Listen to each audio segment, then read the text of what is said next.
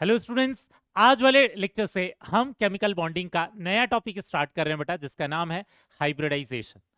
हमारे पूरे चैप्टर में दो बहुत ही ज्यादा इंपॉर्टेंट टॉपिक हैं। वैसे तो पूरा चैप्टर ही बहुत ज्यादा इंपॉर्टेंट है एग्जामिनेशन पॉइंट ऑफ व्यू से, लेकिन दो ऐसे टॉपिक हैं जिन पर सबसे ज्यादा प्रीवियस ईयर में क्वेश्चंस पूछे गए हैं, जिसमें से एक है हाइब्रिडाइजेशन और दूसरा है मॉलिक्यूलर ऑर्बिटल थ्योरी।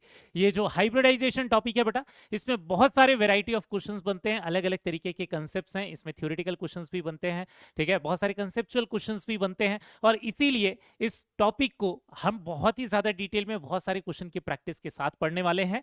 हम इसको कंप्लीट करेंगे पूरे 6 लेक्चर्स में। आज वाला जो लेक्चर रहेगा, लेक्चर नंबर 10, इसमें हम देखने वाले हैं features and condition of hybridisation के बारे में। और फिर नेक्स्ट वाले लेक्चर, लेक्चर नंबर 11 में देखेंगे हम कि कैसे भी किसी मॉलिक्यूल का हाइब्रिडाइजेशन हम निकाल सकते हैं। तो एक्चुअल में नेक्स्ट वाले लेक्चर में हम ट्रिक सीखेंगे, बहुत सारे शॉर्टकट तरीके सीखेंगे जिससे हम हाइब्रिडाइजेशन डायरेक्टली निकाल सकते हैं। लेकिन शुरुआत वाले लेक्चर में, आज के लेक्चर में, हम पूरा फोकस करेंगे अंडरस्टैंडिंग पर, ठीक है। और इसीलिए ट्रिक्स वाला जो लेक्चर है वो पहले नहीं ले रहे हैं बेटा, क्योंकि फिर बच्चे एक बार आंसर निकालना सीख जाते हैं तो फिर उनका ध्यान कंसेप्ट से हट जाता है।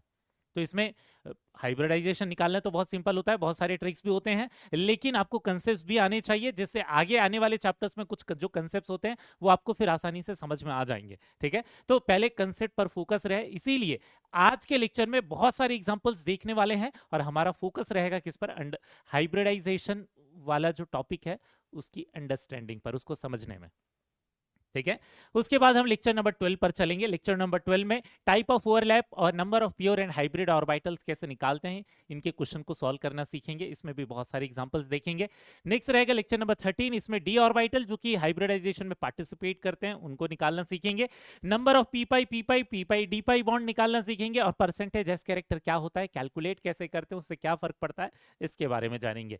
इसके बाद रहेगा लेक्चर नंबर 14, इसमें बेंट्स रूल और ड्रेगोज रूल के बारे में पढ़ेंगे। इस रूल का नाम तो आपको केमिकल बॉन्डिंग वाले एनसीईआरटी में आपको नहीं मिलेगा, लेकिन उन्होंने, एनसीईआरटी ने पी ब्लॉक में एक्सरसाइज में ड्रेगोज रूल पर कुछ क्वेश्चंस पूछे हुए हैं, तो आपको ये पता रहना चाहिए। तो इसी को डिटेल में हम इसी चैप्टर में पढ़ लेंगे, ठीक है। सबसे लास्ट वाला जो लेक्चर रहेगा हाइब्रिडाइजेशन के लिए, ठीक है, इसके आगे तो टॉपिक रहेगा केमिकल बॉन्डिंग कंटिन्यू रहेगा, लेकिन लेक्चर नंबर 15 जो रहेगा उसमें बहुत कोई कंसेप्ट नहीं, लेकिन ये जितने भी हमने कंसेप्ट ये 5 लेक्चर में पढ़े होंगे, उन सारे कंसेप्ट को कंबाइन करके जिस तरीके के जो क्वेश्चंस बनते हैं, कॉम्बिनेशन ऑफ कॉन्सेप्ट से, उनके अलग अलग तरीके के क्वेश्चंस पर हम ये वाला लेक्चर लेंगे, ठीक है। तो ऊपर वाले जो लेक्चर्स हैं उनमें तो क्वेश्चंस हम बहुत सारे सॉल्व करेंगे ही, लेकिन ये जो लास्ट वाला जो लेक्चर रहेगा, लेक्चर 15 हाइब्रिडाइजेशन का, इसमें बहुत सारे कंसेप्ट्स को कंबाइन करके अलग अलग क्वेश्चंस ट्राई करेंगे, ठीक है। तो आज के लेक्चर को स्टार्ट करते हैं बेटा। हाइब्रिडाइजेशन जो है, सबसे पहले समझ लेते हैं इसका मीनिंग क्या है और इसमें क्या क्या होता है, इसने कैसे लिमिटेशन, वैलेंस बॉन्ड थ्योरी की बहुत सारी जो लिमिटेशंस थी उनको कैसे दूर कर दिया, इन सब सारी चीजों को समझेंगे, ठीक है। अभी अगर किसी को ये डाउट आता है कि हम हाइब्रिडाइजेशन निकालेंगे कैसे, तो पहली चीज बेटा, हाइब्रिडाइजेशन निकालना बहुत सिंपल होता है, इसलिए उसको हम नेक्स्ट लेक्चर में सीखेंगे। आज के लेक्चर में आपको समझना है कि हाइब्रिडाइजेशन में होता क्या है, ठीक है। तो हाइब्रिडाइजेशन नाम से समझ में आता है, हाइब्रिड, किसी भी चीज के लिए हाइब्रिड वर्ड कब यूज करते हैं? जब दो अलग अलग चीजों को मिक्स करके कोई चीज बनाते हैं, ठीक है। तो यहां पर हाइब्रिडाइजेशन में क्या होता है, ऑर्बिटल की मिक्सिंग होती है।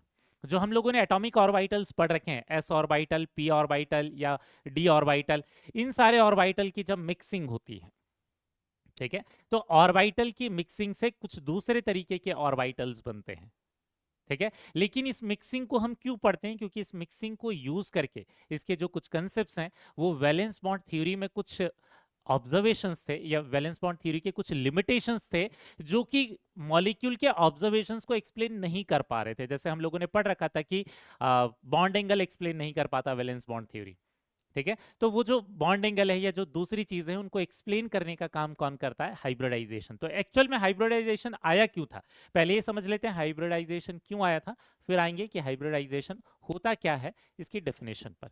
तो हाइब्रिडाइजेशन एक्चुअल में आया क्यों था? इट एक्सप्लेन्स, किसको एक्सप्लेन करने के लिए? क्योंकि ये वैलेंस बॉन्ड थ्योरी का लिमिटेशन था। It explains equivalent nature of covalent bond. It explains equivalent nature of covalent bond. अब equivalent nature of covalent bond कहने का मतलब क्या है?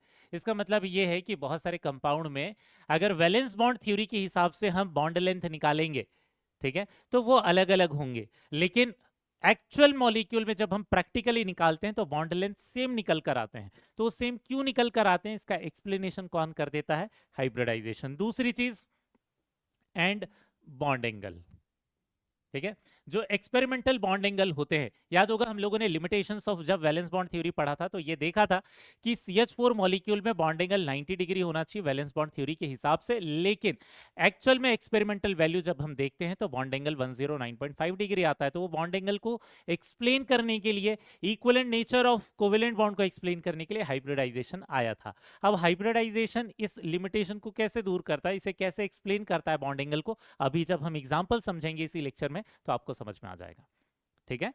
इन चीजों को एक्सप्लेन करने के लिए हाइब्रिडाइजेशन आया था। एक्सप्लेन कैसे करता है ये बाद में सीखेंगे अभी, ठीक है।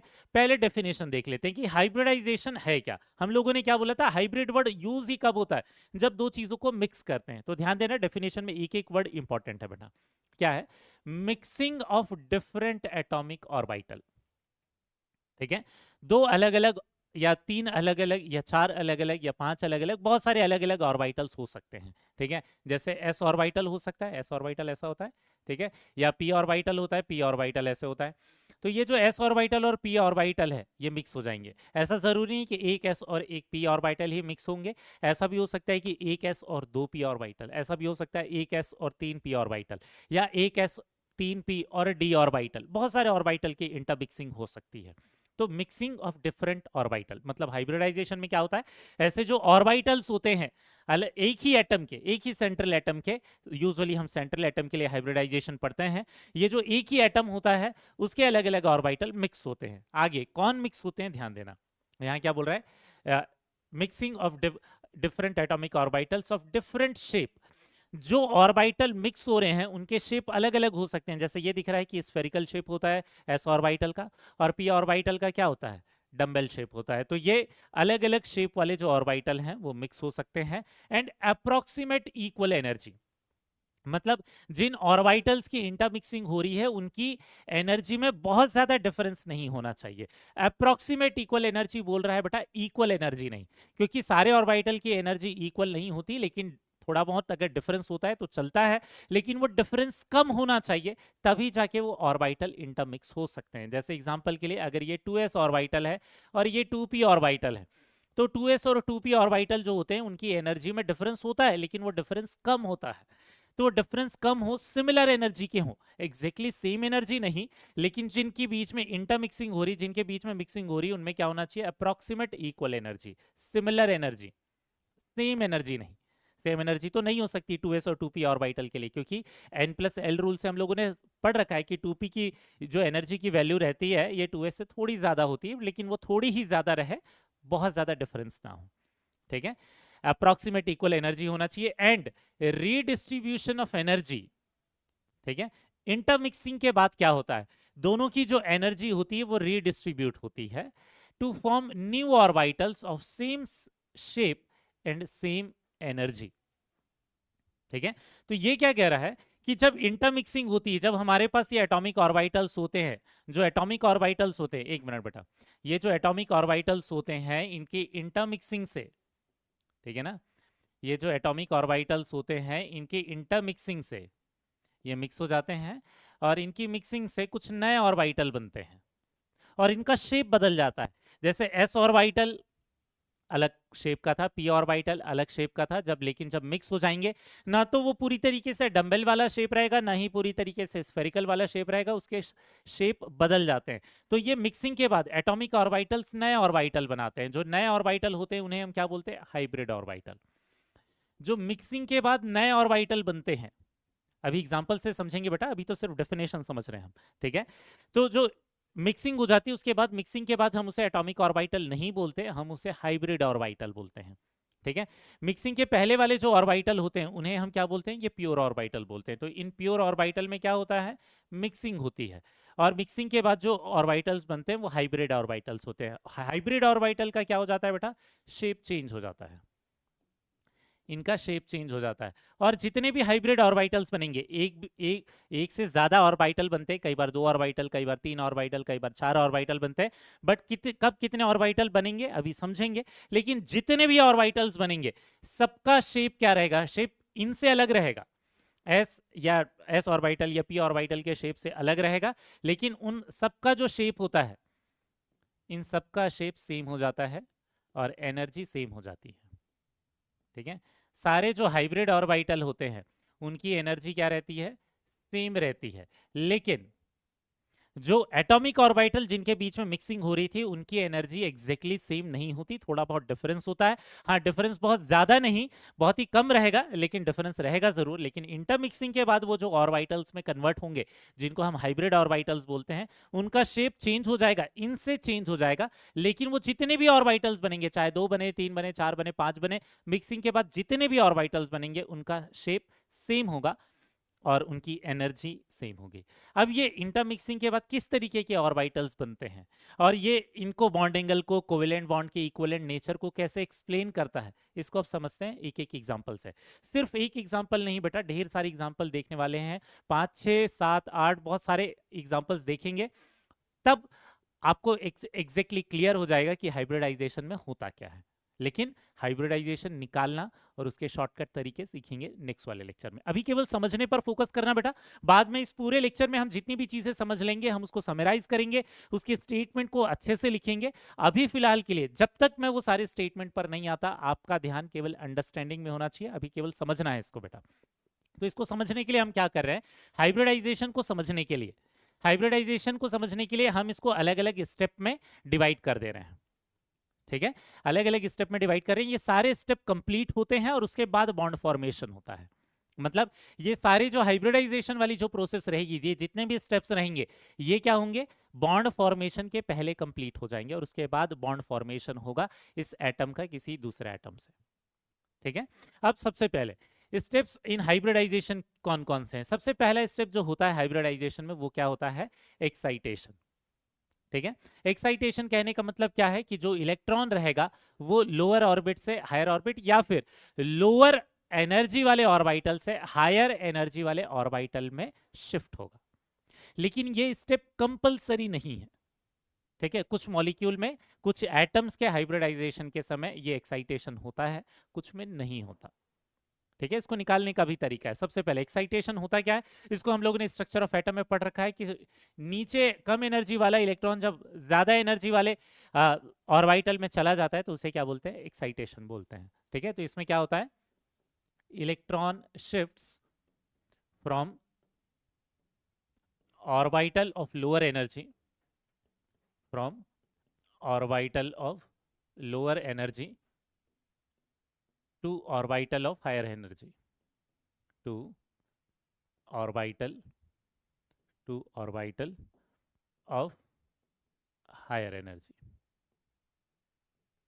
ठीक है, तो लोअर एनर्जी से क्या हो जाता है, हायर एनर्जी वाले ऑर्बिटल में इलेक्ट्रॉन शिफ्ट होता है, उसे बोलते हैं एक्साइटेशन। दूसरी चीज बेटा ध्यान क्या रखना है, ये कंपलसरी स्टेप नहीं है।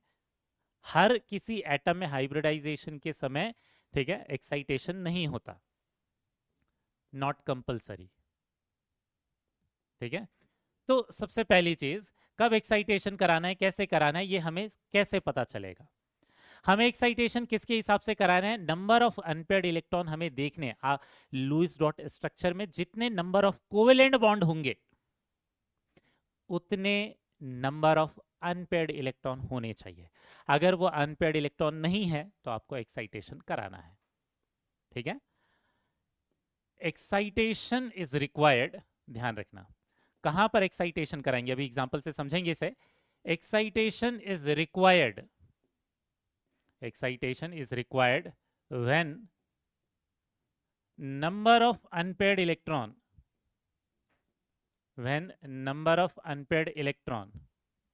अनपेयर्ड वैलेंस इलेक्ट्रॉन, ठीक है, number of unpaired valence electron is not equal to number of covalent bond, number of covalent bond. अब वो कोई भी कोवेलेंट बॉन्ड हो, चाहे वो पाई बॉन्ड हो, चाहे वो सिग्मा बॉन्ड हो, जितने नंबर ऑफ कोवेलेंट बॉन्ड है उतने ही नंबर ऑफ अनपेयर्ड इलेक्ट्रॉन होने चाहिए, क्योंकि हम लोगों ने क्या पढ़ रखा था वैलेंस बॉन्ड थ्योरी में कि जो नंबर ऑफ कोवेलेंट बॉन्ड बनते हैं वो किससे बनते हैं, अनपेयर्ड इलेक्ट्रॉन के शेयरिंग से बनते हैं, जो अपोजिट स्पिन के होते हैं। ठीक है, तो जो नंबर ऑफ इलेक्ट्रॉन है, जो अनपेयर्ड इलेक्ट्रॉन है, वो किसके बराबर होना चाहिए, ये होने चाहिए नंबर ऑफ कोवेलेंट बॉन्ड के बराबर। एग्जाम्पल के लिए ध्यान देना, एक एग्जाम्पल की हेल्प से लेते हैं। ठीक है, समझते हैं इसे। जैसे हमारे पास एग्जाम्पल कौन है, BeCl2, या दूसरा कलर ले लेते हैं बेटा, ढंग से दिखाई नहीं दे रहा ये। ठीक है, जैसे एग्जाम्पल के लिए ले लेते हैं BeCl2। अब आपको क्या दिख रहा है, BeCl2 में जो बॉन्ड है, ये कोवेलेंट बॉन्ड कितने हैं, 2 हैं। समझ में आ रहा है ना, इसमें कितने हैं, 2 कोवेलेंट बॉन्ड है। अब 2 कोवेलेंट बॉन्ड है, तो अब देखते हैं कि इसमें कितने नंबर ऑफ अनपेयर्ड इलेक्ट्रॉन है। ठीक है, बेरिलियम का कॉन्फ़िगरेशन लिखते हैं। बेरिलियम का जो कॉन्फ़िगरेशन होता है, केवल वैलेंस कॉन्फ़िगरेशन लिखने की जरूरत है बेटा। ठीक है, जैसे इसका कॉन्फ़िगरेशन होता है हीलियम 2s2, तो हीलियम को लिखने की जरूरत नहीं, केवल आउटर मोस्ट जो ऑर्बिट का जो कॉन्फ़िगरेशन रहेगा, वैलेंस इलेक्ट्रॉन का जो कॉन्फ़िगरेशन रहेगा, केवल वही लिखना है। आपको दिख रहा होगा ये 2s2। ठीक है, 2s2 के बाद ये 2p भी होता है, लेकिन 2p तो बेरिलियम के केस में खाली होता है। अब आपको क्या दिखेगा, ये जो 2s2 है, इसका मतलब यहाँ पर 2s में 2 इलेक्ट्रॉन है, लेकिन इसमें सारे के सारे पेयर्ड इलेक्ट्रॉन है। कोई अनपेयर्ड इलेक्ट्रॉन है क्या, नहीं। तो आपको क्या दिख रहा है कि number of unpaired electron equal नहीं है नंबर ऑफ कोवेलेंट बॉन्ड से। नंबर ऑफ कोवेलेंट बॉन्ड कितने हैं, 2 हैं, 2 कोवेलेंट बॉन्ड है, जबकि नंबर ऑफ अनपेयर्ड इलेक्ट्रॉन कितने हैं, 0। तो यहां पर नंबर ऑफ कोवेलेंट बॉन्ड के बराबर नंबर ऑफ अनपेयर्ड इलेक्ट्रॉन लाने के लिए हम क्या करेंगे, एक इलेक्ट्रॉन को एक्साइट कर देंगे। ठीक है ना, तो यहां पर एक इलेक्ट्रॉन एक्साइट होके p ऑर्बिटल में चला जाएगा। लोअर वाले एनर्जी वाले ऑर्बिटल से हायर वाले एनर्जी वाले ऑर्बिटल में वो इलेक्ट्रॉन शिफ्ट हो जाएगा। ठीक है, तो यहां पर आपको क्या दिखेगा, एक्साइटेशन हो जाएगा बेटा। ठीक है, ध्यान रखना, स्टेप बाय स्टेप समझ रहे हैं बेटा। कई बार बहुत सारे टेक्स्ट बुक में एक साथ लिखा हुआ रहता है तो समझ में नहीं आता, इसलिए हम इसको ब्रेक डाउन करके 1 बाय 1 समझ रहे हैं।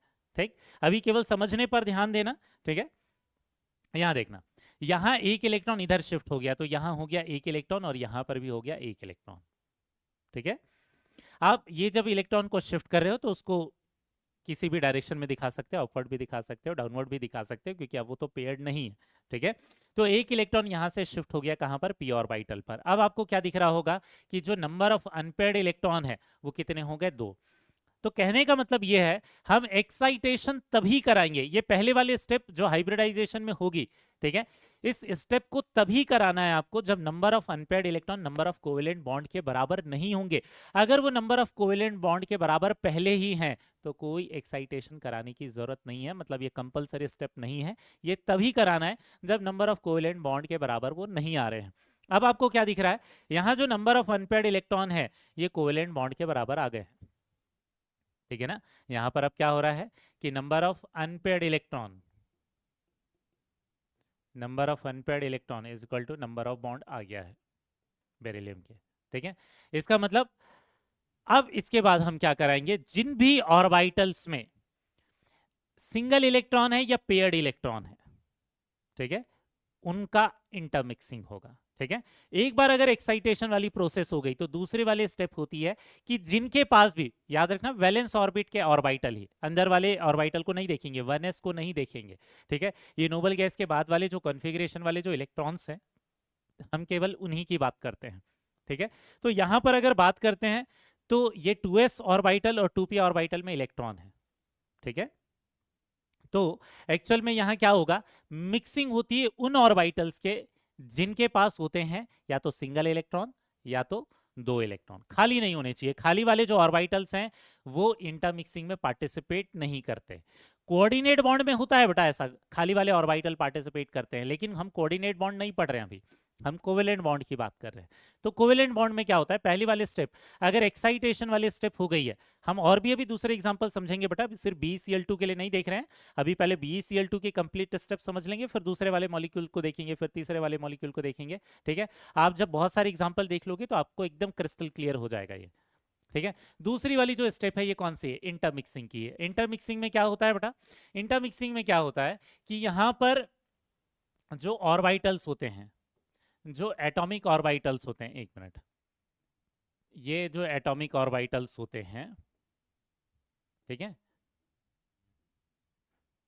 इनकी मिक्सिंग के बाद, इनकी मिक्सिंग होती है और इनकी मिक्सिंग के बाद क्या बनते हैं, हाइब्रिड ऑर्बिटल बनते हैं। ठीक है ना, इनके मिक्सिंग के बाद क्या बनते हैं, हाइब्रिड ऑर्बिटल्स बनते हैं। अब दूसरी चीज, इनकी जो जो एटॉमिक ऑर्बिटल्स होते हैं उनके शेप अलग हो सकते हैं, ये हम लोगों ने देख रखा है। एनर्जी थोड़ी बहुत अलग हो सकती है, एग्जैक्टली सेम तो नहीं रहेगी, लेकिन बहुत ज्यादा डिफरेंस नहीं होना चाहिए एनर्जी में। ठीक है ना, तो यहां पर क्या होता है, शेप डिफरेंट हो सकता है। जो एटॉमिक ऑर्बिटल जिनमें मिक्सिंग हो रही है, ये शेप डिफरेंट हो सकता है। ठीक है, लेकिन एनर्जी सिमिलर होना चाहिए।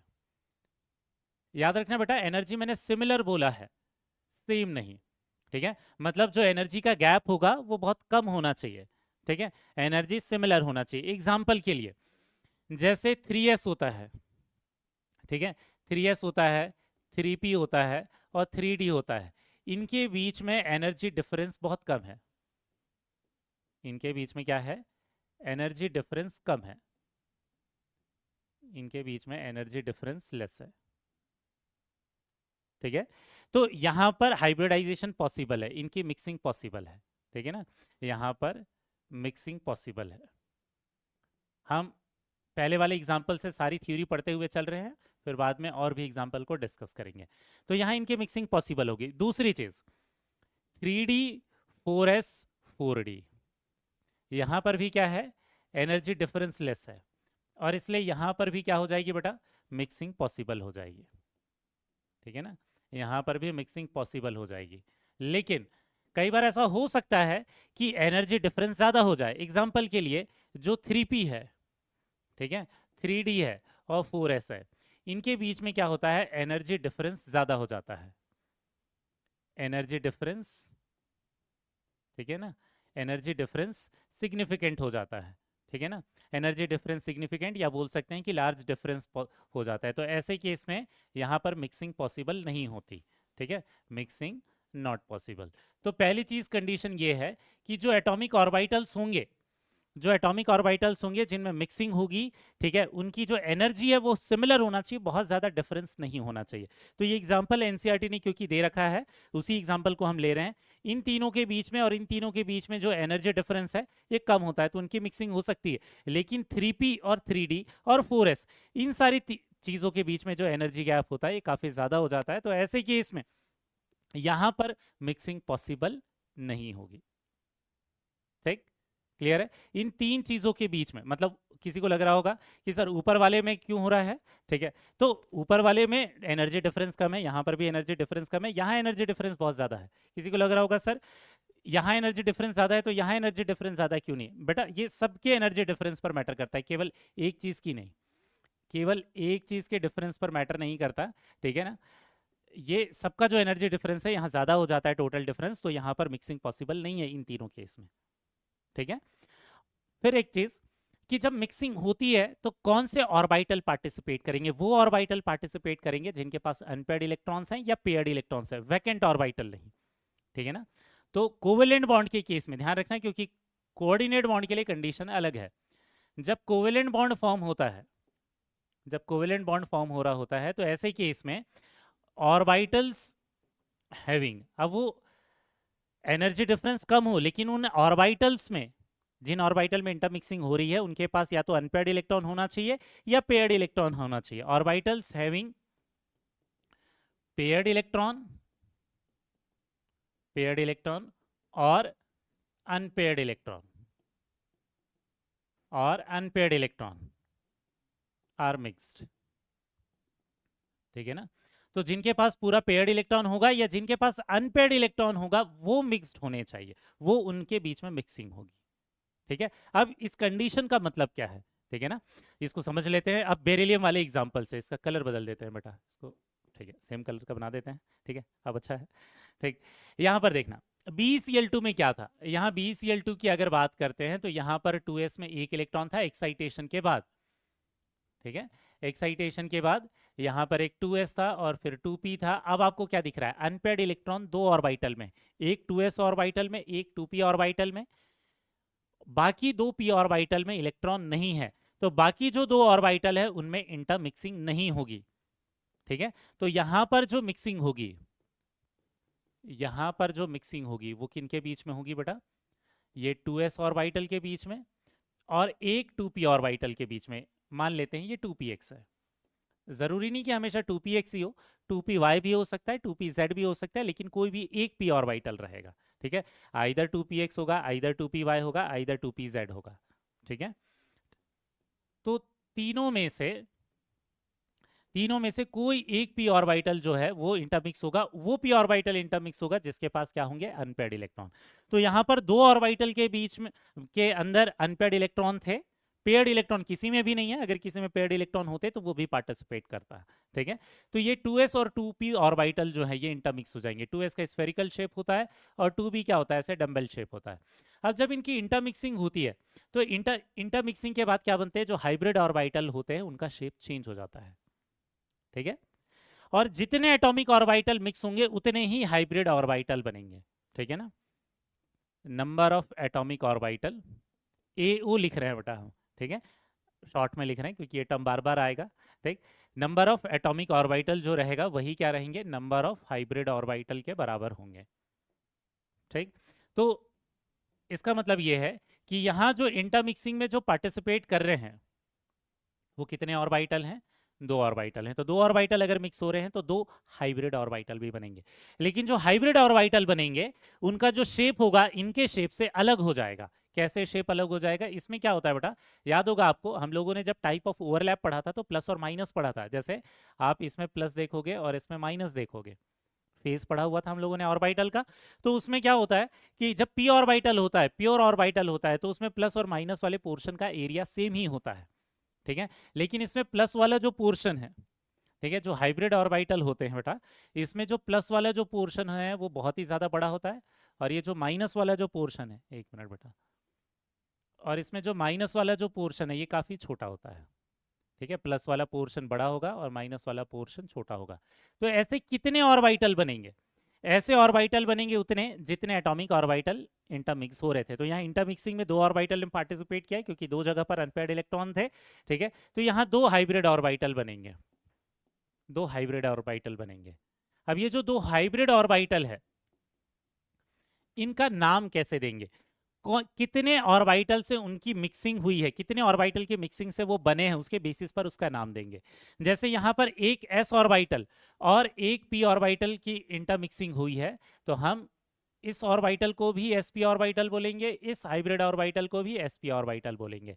तो हम क्या बोलेंगे कि ये जो हाइब्रिड ऑर्बिटल है ये sp मिक्सिंग से बना है या sp हाइब्रिड ऑर्बिटल है। तो नंबर ऑफ हाइब्रिड ऑर्बिटल कितने हो गए, दो, और दोनों ऑर्बिटल का नाम sp होगा। वो नाम ऐसा इसलिए लिखते हैं ताकि बोलने से ये समझ में आ जाए कि वो जो हाइब्रिड ऑर्बिटल है कितने ऑर्बिटल के मिक्सिंग से बना है। sp कहने का मतलब ये है कि एक s और एक p ऑर्बिटल के मिक्सिंग से बना है। अगर एक s और दो p ऑर्बिटल मिक्स होते तो हम sp2 बोल देते हैं। इसको बाद में पढ़ेंगे, इस एग्जांपल को भी देखेंगे। समझ में आ रहा है? तो जितने भी हाइब्रिड ऑर्बिटल बनेंगे उनका नाम देते समय हम उन सारे ऑर्बिटल के नाम को कंबाइन कर देंगे जिनके मिक्सिंग से वो बना है। तो यहां पर s का एक ऑर्बिटल और p का एक ऑर्बिटल था तो sp बोल रहे हैं हम उसका नाम। ठीक है, दोनों का जो शेप होगा, दोनों का जो शेप होगा, दोनों का जो साइज होगा, ठीक है, और दोनों की जो एनर्जी होगी, ये तीनों चीजें सेम है। ठीक है ना, तो ये जिन एटॉमिक ऑर्बिटल की मिक्सिंग हो रही थी उन एटॉमिक ऑर्बिटल में शेप अलग था, एनर्जी भी थोड़ी अलग थी। ठीक है ना, लेकिन इनकी इंटरमिक्सिंग के बाद इन दोनों की एनर्जी क्या रह जाएगी, सेम। ठीक है ना, पहले दोनों की एनर्जी अलग अलग थी, उसकी कुछ दोनों के बीच में रीडिस्ट्रीब्यूशन होगा एनर्जी का, और ये जो फाइनल वाला जो हाइब्रिड ऑर्बिटल बन रहा है इसकी एनर्जी क्या रहे, इन दोनों की एनर्जी क्या रहेगी, सेम रहेगी। ठीक है, इन दोनों की एवरेज एनर्जी के बराबर रहेगी। ठीक, क्लियर हो गया बेटा? अब दूसरी चीज आपको क्या दिख रहा है, क्योंकि यहाँ प्लस वाला चार्ज और यहाँ प्लस वाला चार्ज नहीं है, प्लस वाला फेज है। ठीक है, ये वाला जो आपको पोर्शन दिखाई दे रहा होगा ऑर्बिटल का, और ये वाला जो पोर्शन है ये बड़ा है, प्लस वाला पोर्शन बड़ा है, माइनस वाला पोर्शन छोटा है। इसके बेसिस पर हम कुछ चीजें एक्सप्लेन कर पाते हैं। पहली चीज, क्योंकि आपको क्या दिख रहा होगा, यहाँ पर ये प्लस वाला पोर्शन बड़ा है, ठीक है, तो यहां ढंग से कभी भी लेटरल ओवरलैपिंग नहीं होगी। ये माइनस वाला जो पार्ट है ये माइनस वाले पार्ट के साथ कभी ओवरलैप नहीं हो पाएगा। ठीक है, लेकिन इनके बीच में हेड ऑन ओवरलैपिंग हो सकती है, दो ऑर्बिटल के बीच में, किसी और ऑर्बिटल में ऐसी ओवरलैपिंग हो सकती है, हेड ऑन ओवरलैपिंग हो सकती है किसी और एटम के ऑर्बिटल के साथ, ठीक है, या किसी एस ऑर्बिटल के साथ, ये हेड ऑन ओवरलैपिंग हो सकती है। लेकिन कभी भी दो हाइब्रिड ऑर्बिटल में लेटरल ओवरलैपिंग नहीं हो सकती, या एक हाइब्रिड ऑर्बिटल में, ठीक है, और एक पी ऑर्बिटल में लेटरल ओवरलैपिंग नहीं हो पाएगी, क्योंकि उसका निगेटिव वाला पार्ट इतना छोटा है कि ओवरलैपिंग में पार्टिसिपेट ही नहीं कर पाएगा। तो कहने का मतलब ये है कि हाइब्रिड ऑर्बिटल कभी भी पाई बॉन्ड नहीं बनाएगा, ठीक है ना। सारी थ्योरी एक साथ इसी एग्जांपल के साथ लेते हुए चल रहे हैं बेटा। तो कहने का मतलब क्या है कि जो हाइब्रिड ऑर्बिटल है, हाइब्रिड ऑर्बिटल का शेप ऐसा है जिसमें प्लस वाला पोर्शन बहुत ज्यादा बड़ा है, माइनस वाला पोर्शन बहुत छोटा है। Due to its shape, due to its shape can participate, can take part only in head on overlap, only in head on overlap, not lateral, ठीक है। मतलब ये लेटरल ओवरलैप में पार्टिसिपेट नहीं कर पाएगा, केवल और केवल हेड ऑन ओवरलैप में पार्टिसिपेट कर पाएगा, ठीक है। इसीलिए हम ये बोलते हैं कि जो हाइब्रिड ऑर्बिटल है वो केवल सिग्मा बॉन्ड बना सकता है, कभी भी पाई बॉन्ड नहीं बना सकता, ठीक है। तो ये सारी चीजें आपको ध्यान रखनी है बेटा। Can form only sigma bond, only sigma bond, not pi bond, ठीक है ना।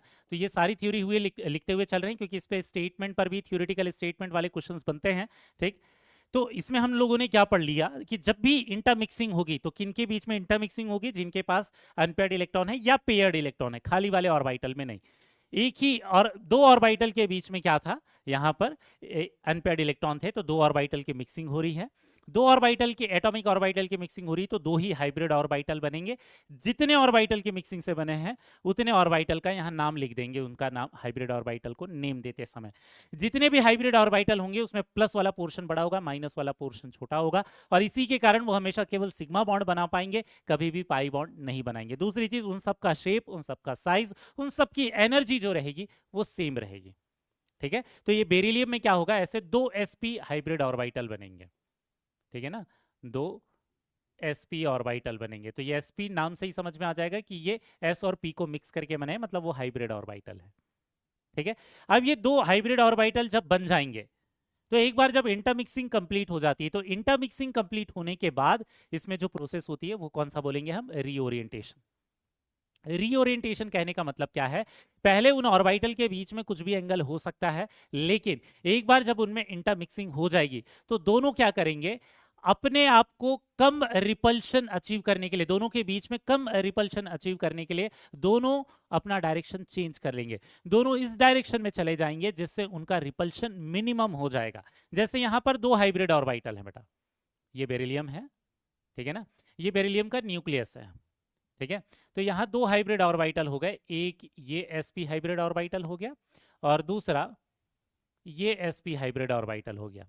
दोनों जो sp हाइब्रिड ऑर्बिटल होंगे, ठीक है, दोनों sp हाइब्रिड ऑर्बिटल जो होंगे ये कितने एंगल पर चले जाएंगे बेटा, ये 180 डिग्री पर चले जाएंगे। ये 180 डिग्री पर क्यों चले जाएंगे, क्योंकि ये 180 डिग्री पर क्यों चले जाएंगे, क्योंकि इसमें रिपल्शन क्या होगा, मिनिमम होगा, ठीक है ना। तो पहले मिक्सिंग के पहले ये कुछ और ही रहे होंगे, s ऑर्बिटल ऐसा रहा होगा, p ऑर्बिटल ऐसा रहा होगा, लेकिन इंटरमिक्सिंग के बाद उनका क्या होगा, शेप चेंज हो गया, साइज चेंज हो गया, उनकी एनर्जी, एवरेज एनर्जी हो गई, एनर्जी रिडिस्ट्रीब्यूट हो गई। उसके बाद ये दोनों क्या करेंगे, जो दो हाइब्रिड ऑर्बिटल थे, ऐसा नहीं होगा कि ये ऐसे 90 डिग्री एंगल में चले जाएंगे ना, ऐसा एंगल अचीव करेंगे जहां रिपल्शन मिनिमम हो। और हम लोगों ने VSEPR थ्योरी में ही पढ़ रखा है कि दो चीजों में मिनिमम रिपल्शन कब होगा, जब दोनों 180 डिग्री पर जाएंगे, ठीक है। तो यहां पर बेरिलियम के केस में ये क्या हो जाएगा, इनका रीओरिएंटेशन हो जाएगा, जो दोनों हाइब्रिड ऑर्बिटल है, ठीक है। तो यहां क्या होता है कि जितने भी हाइब्रिड ऑर्बिटल है, जितने भी हाइब्रिड ऑर्बिटल्स हैं, ठीक है, are arranged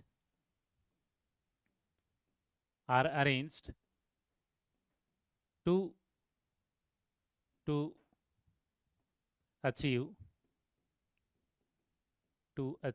minimum possible repulsion, ठीक है ना। तो इनका जो रीओरिएंटेशन हो रहा है, ये रीओरिएंटेशन क्यों हो रहा है? मिनिमम पॉसिबल रिपल्शन को अचीव करने के लिए, ताकि रिपल्शन कम हो। इसके कारण क्या हो जाएगा? इनका रीओरिएंटेशन हो जाएगा। अभी 2 ऑर्बिटल है इसलिए 180 डिग्री पर गए हैं। अगर 3 ऑर्बिटल होते तो 120 डिग्री पर आ जाते हैं, जैसा हम लोगों ने वीएससीपीआर थ्योरी में पढ़ रखा है। ठीक है, अब एक बार रीओरिएंटेशन हो गया, इसके बाद बॉन्ड फॉर्म होगा। अब यहाँ क्या होगा देखना बेटा, एक बार रीओरिएंटेशन हो जाता है उसके बाद बॉन्ड फॉर्मेशन होता है। अब यहाँ अगर आप ध्यान से देखोगे तो बेरिलियम जो है, ठीक है, बेरिलियम जो है इसका हाइब्रिडाइजेशन क्या है? sp हाइब्रिडाइजेशन है।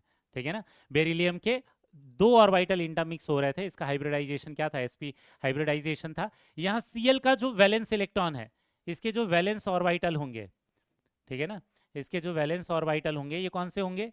3s2 3p5। ठीक है ना, ये जो क्लोरीन है इसमें क्या होगा? 3s2 3p5। यहां पर ये जो दूसरा क्लोरीन है इसके पास भी जो वैलेंस इलेक्ट्रॉन रहेगा, ठीक है, ये कौन सा रहेगा? 3s2 3p5 में रहेगा। और हम लोगों ने क्या बोल रखा है कि बॉन्ड फॉर्मेशन किसके साथ होगा? अनपेयर्ड इलेक्ट्रॉन के साथ ही हो सकता है। इसके अनपेयर्ड इलेक्ट्रॉन के साथ एक हाइब्रिड ऑर्बिटल ओवरलैप करेगा, या इस ऑर्बिटल के साथ एक इसका हाइब्रिड ऑर्बिटल ओवरलैप करेगा, और इस क्लोरीन के एक वैलेंस ऑर्बिटल के साथ जिसमें अनपेयर्ड इलेक्ट्रॉन है उसके साथ ओवरलैप करेगा। ठीक है, और उस ओवरलैपिंग से, जैसे हम लोगों ने बोल रखा था कि बॉन्ड के फॉर्मेशन कैसे होते हैं? ओवरलैपिंग से होता है। ठीक है, तो ओवरलैपिंग से यहाँ क्या होगा? बॉन्ड फॉर्मेशन होगा। अब ध्यान देना, इसको कैसे दिखाएंगे हम। ये बेरिलियम का न्यूक्लियस है, ठीक है, एक यहाँ पर ये हाइब्रिड ऑर्बिटल हो गया। एक मिनट बेटा, थोड़ा इसको बीच में दिखाते हैं। ठीक है, ये बेरिलियम का न्यूक्लियस है। ठीक, एक हाइब्रिड ऑर्बिटल बेरिलियम का ये है, ये sp हाइब्रिड ऑर्बिटल हो गया। दूसरा sp हाइब्रिड ऑर्बिटल ये हो गया, दोनों 180 डिग्री में चले गए। अब इनकी ओवरलैपिंग किसके साथ होगी? Cl के p ऑर्बिटल के साथ। जो अनपेयर्ड इलेक्ट्रॉन है उन्हीं के साथ ये क्या कर सकता है? ओवरलैप कर सकता है। तो ये जो क्लोरीन है इसका p ऑर्बिटल होगा। अब किसी को लग रहा होगा सर क्लोरीन में हम हाइब्रिडाइजेशन नहीं देखेंगे क्या? नहीं, हम जो सेंट्रल एटम होता है हम केवल उसमें देखते हैं। ठीक है, क्लियर है? जो एक से ज्यादा बॉन्ड बनाता है उनमें देखते हैं। यहाँ पर Cl में हाइब्रिडाइजेशन नहीं देखेंगे, हम केवल सेंट्रल एटम में देखेंगे। तो यहाँ क्या हो जाएगा? ये जो Cl है, इस Cl के p ऑर्बिटल की यहाँ क्या हो जाएगी बेटा? ओवरलैपिंग हो गए। तो ये Cl का p ऑर्बिटल हो गया।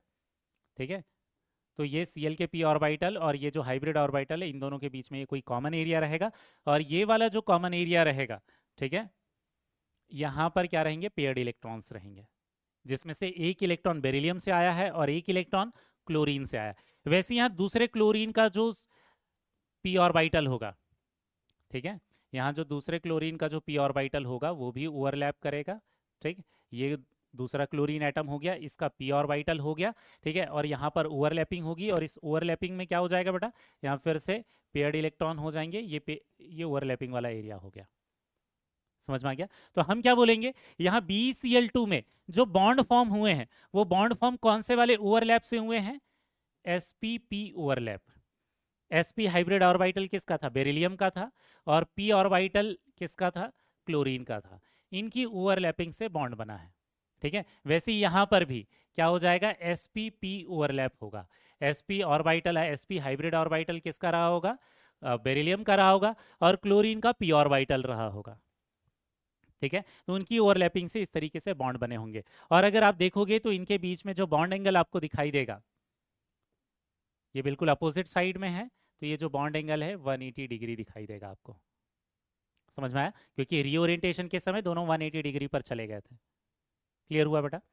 अब यहाँ पर दूसरी चीज आपको क्या ध्यान देना है, ठीक है, कि जो हाइब्रिड ऑर्बिटल होता है वो ज्यादा स्ट्रॉन्गर बॉन्ड बनाएगा as compare to pure orbital. क्यों? क्योंकि इसमें प्लस वाला पार्ट बड़ा होता है। यह हम लोगों ने पढ़ रखा है, इसमें प्लस वाला पोर्शन बड़ा है। प्लस वाला पोर्शन बड़ा है तो ज्यादा पोर्शन ओवरलैपिंग में चले जाएंगे। ठीक है, पॉजिटिव फेज वाला जो ऑर्बिटल का जो पार्ट है, ठीक है, वो ज्यादा बड़ा है, उसके कारण क्या होगा? इसमें ओवरलैपिंग ज्यादा होगी। तो hybrid orbital make stronger bond या form stronger bond than pure orbital. ऐसा क्यों? क्योंकि इसमें पॉजिटिव फेज वाला जो ऑर्बिटल का जो लोब है, orbital, then pure orbital, because positive lobe मतलब पॉजिटिवली चार्ज नहीं बेटा, पॉजिटिव फेज वाला, पॉजिटिव लोब बिगर है। पॉजिटिव लोब बिगर होने के कारण, क्योंकि ये जो माइनस वाला पोर्शन है ये तो कई बार हम दिखाते भी नहीं है, ठीक, मेनली हम प्लस वाले पोर्शन पर ही फोकस रहते हैं, क्योंकि मेनली बॉन्डिंग में वही पार्टिसिपेट करता है, माइनस वाला पार्ट नहीं, जो ओवरलैप में पार्टिसिपेट कर रहा है। और यहाँ पर ये प्लस वाला पार्ट बहुत बड़ा है, तो ज्यादा ओवरलैपिंग हो जाती है, और ज्यादा ओवरलैपिंग होती है तो ज्यादा स्ट्रॉन्गर बॉन्ड बनता है किसमें, हाइब्रिड ऑर्बिटल में। समझ में आया बेटा? तो हम लोगों ने यहाँ क्या पढ़ा कि ये पहले टाइप का हाइब्रिडाइजेशन हो गया, कौन सा, sp हाइब्रिडाइजेशन। ठीक है, ये जो sp हाइब्रिडाइजेशन है किसमें है, ये sp हाइब्रिडाइजेशन BeCl2 में, बहुत सारे और भी मॉलिक्यूल में है, किसमें अब sp होगा किसमें नहीं होगा, ये नेक्स्ट वाले लेक्चर में हम इसको निकालना सीखेंगे ट्रिक से। लेकिन ये डिटेल में हमने समझ लिया कि इस हाइब्रिडाइजेशन में क्या होता है। तो ये जो है sp हाइब्रिडाइजेशन हम बोलते हैं। sp हाइब्रिडाइजेशन का मतलब ये है कि यहाँ पर एक s ऑर्बिटल और एक p ऑर्बिटल क्या होगा, मिक्स होगा। और इस sp हाइब्रिडाइजेशन को और क्या बोलते हैं, डायगोनल हाइब्रिडाइजेशन भी बोलते हैं। डायगोनल हाइब्रिडाइजेशन क्यों बोलते हैं बेटा, क्योंकि इसके जो ऑर्बिटल हैं ये रीओरिएंटेशन होने के बाद 180 डिग्री पर चले जाते हैं। ठीक है ना, ये 180 डिग्री में अपोजिट डायरेक्शन में जाने के कारण इसको डायगोनल हाइब्रिडाइजेशन भी बोल देते हैं। तो एक तरीके का हाइब्रिडाइजेशन हमने पढ़ लिया है, अभी और भी तरीके के जो हाइब्रिडाइजेशन है वो हमें पढ़ने बाकी हैं। तो डिटेल में एग्जांपल की हेल्प से हर एक स्टेप को, एक्साइटेशन को, इंटरमिक्सिंग को, रीओरिएंटेशन को हम डिटेल में समझेंगे। ठीक है, अब आ जाते हैं किस पर बेटा, दूसरे एग्जांपल पर, दूसरे तरीके के हाइब्रिडाइजेशन को समझेंगे। ठीक, नेक्स्ट वाला जो एग्जांपल लेने वाले हैं वो हम लेने वाले हैं BH3 का। ठीक है, और इसका जो हाइब्रिडाइजेशन होता है ये होता है sp2। अब ये कैसे होता है ये हम डिटेल में समझेंगे। sp2 से ही आपको समझ में आ जाएगा कि एक s ऑर्बिटल और दो p ऑर्बिटल में इंटरमिक्सिंग हो रही होगी। ठीक है, तो BH3 में हम वो सारे स्टेप्स देखेंगे जो हमने BeCl2 में देखे थे। सबसे पहला स्टेप था एक्साइटेशन, दूसरा था इंटरमिक्सिंग, तीसरा था रीओरिएंटेशन और चौथा था बॉन्ड फॉर्मेशन। ठीक है, वन बाय वन सारे स्टेप को देखते हैं। एक्साइटेशन कंपलसरी नहीं है, लेकिन चेक करना पड़ेगा कि एक्साइटेशन हमें कराने की जरूरत है या नहीं है। BH3 में कितने होते हैं बेटा, 3 कोवेलेंट बॉन्ड होते हैं। ठीक है, अब 3 कोवेलेंट बॉन्ड होते हैं, इसका कहने का मतलब क्या है कि 3 अनपेयर्ड इलेक्ट्रॉन होने चाहिए। अगर 3 अनपेयर्ड इलेक्ट्रॉन बेरिलियम के वैलेंस कॉन्फ़िगरेशन में नहीं होगा तो फिर हम एक्साइटेशन करवाकर 3 अनपेयर्ड इलेक्ट्रॉन बनाएंगे। ठीक है, बेरिलियम का जो इलेक्ट्रॉनिक कॉन्फ़िगरेशन होता है ये क्या होता है बेटा, 2s2, ये होता है 2s2 2p1। अगर हम इसके वैलेंस कॉन्फ़िगरेशन को देखते हैं वैलेंस ऑर्बिट के, तो आपको दिखेगा कि एक ही अनपेयर्ड इलेक्ट्रॉन है।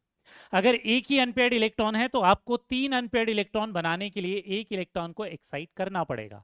ठीक है, अब जब इस एक इलेक्ट्रॉन को एक्साइट करेंगे तो एक्साइटेशन के बाद यहाँ क्या हो जाएगा बेटा, ये 2s में एक ही इलेक्ट्रॉन रहेगा और 2p वाला जो सबशेल है इसमें 2 इलेक्ट्रॉन चले जाएंगे। ठीक है ना, ये कुछ ऐसा हो जाएगा। क्लियर हो गया? तो एक्चुअल में यहां पर एक्साइटेशन की स्टेप करवानी पड़ेगी, क्योंकि नंबर ऑफ अनपेयर्ड इलेक्ट्रॉन पहले कोवेलेंट बॉन्ड के नंबर के बराबर नहीं थे, एक्साइटेशन के बाद उतने नंबर ऑफ इलेक्ट्रॉन आए हैं।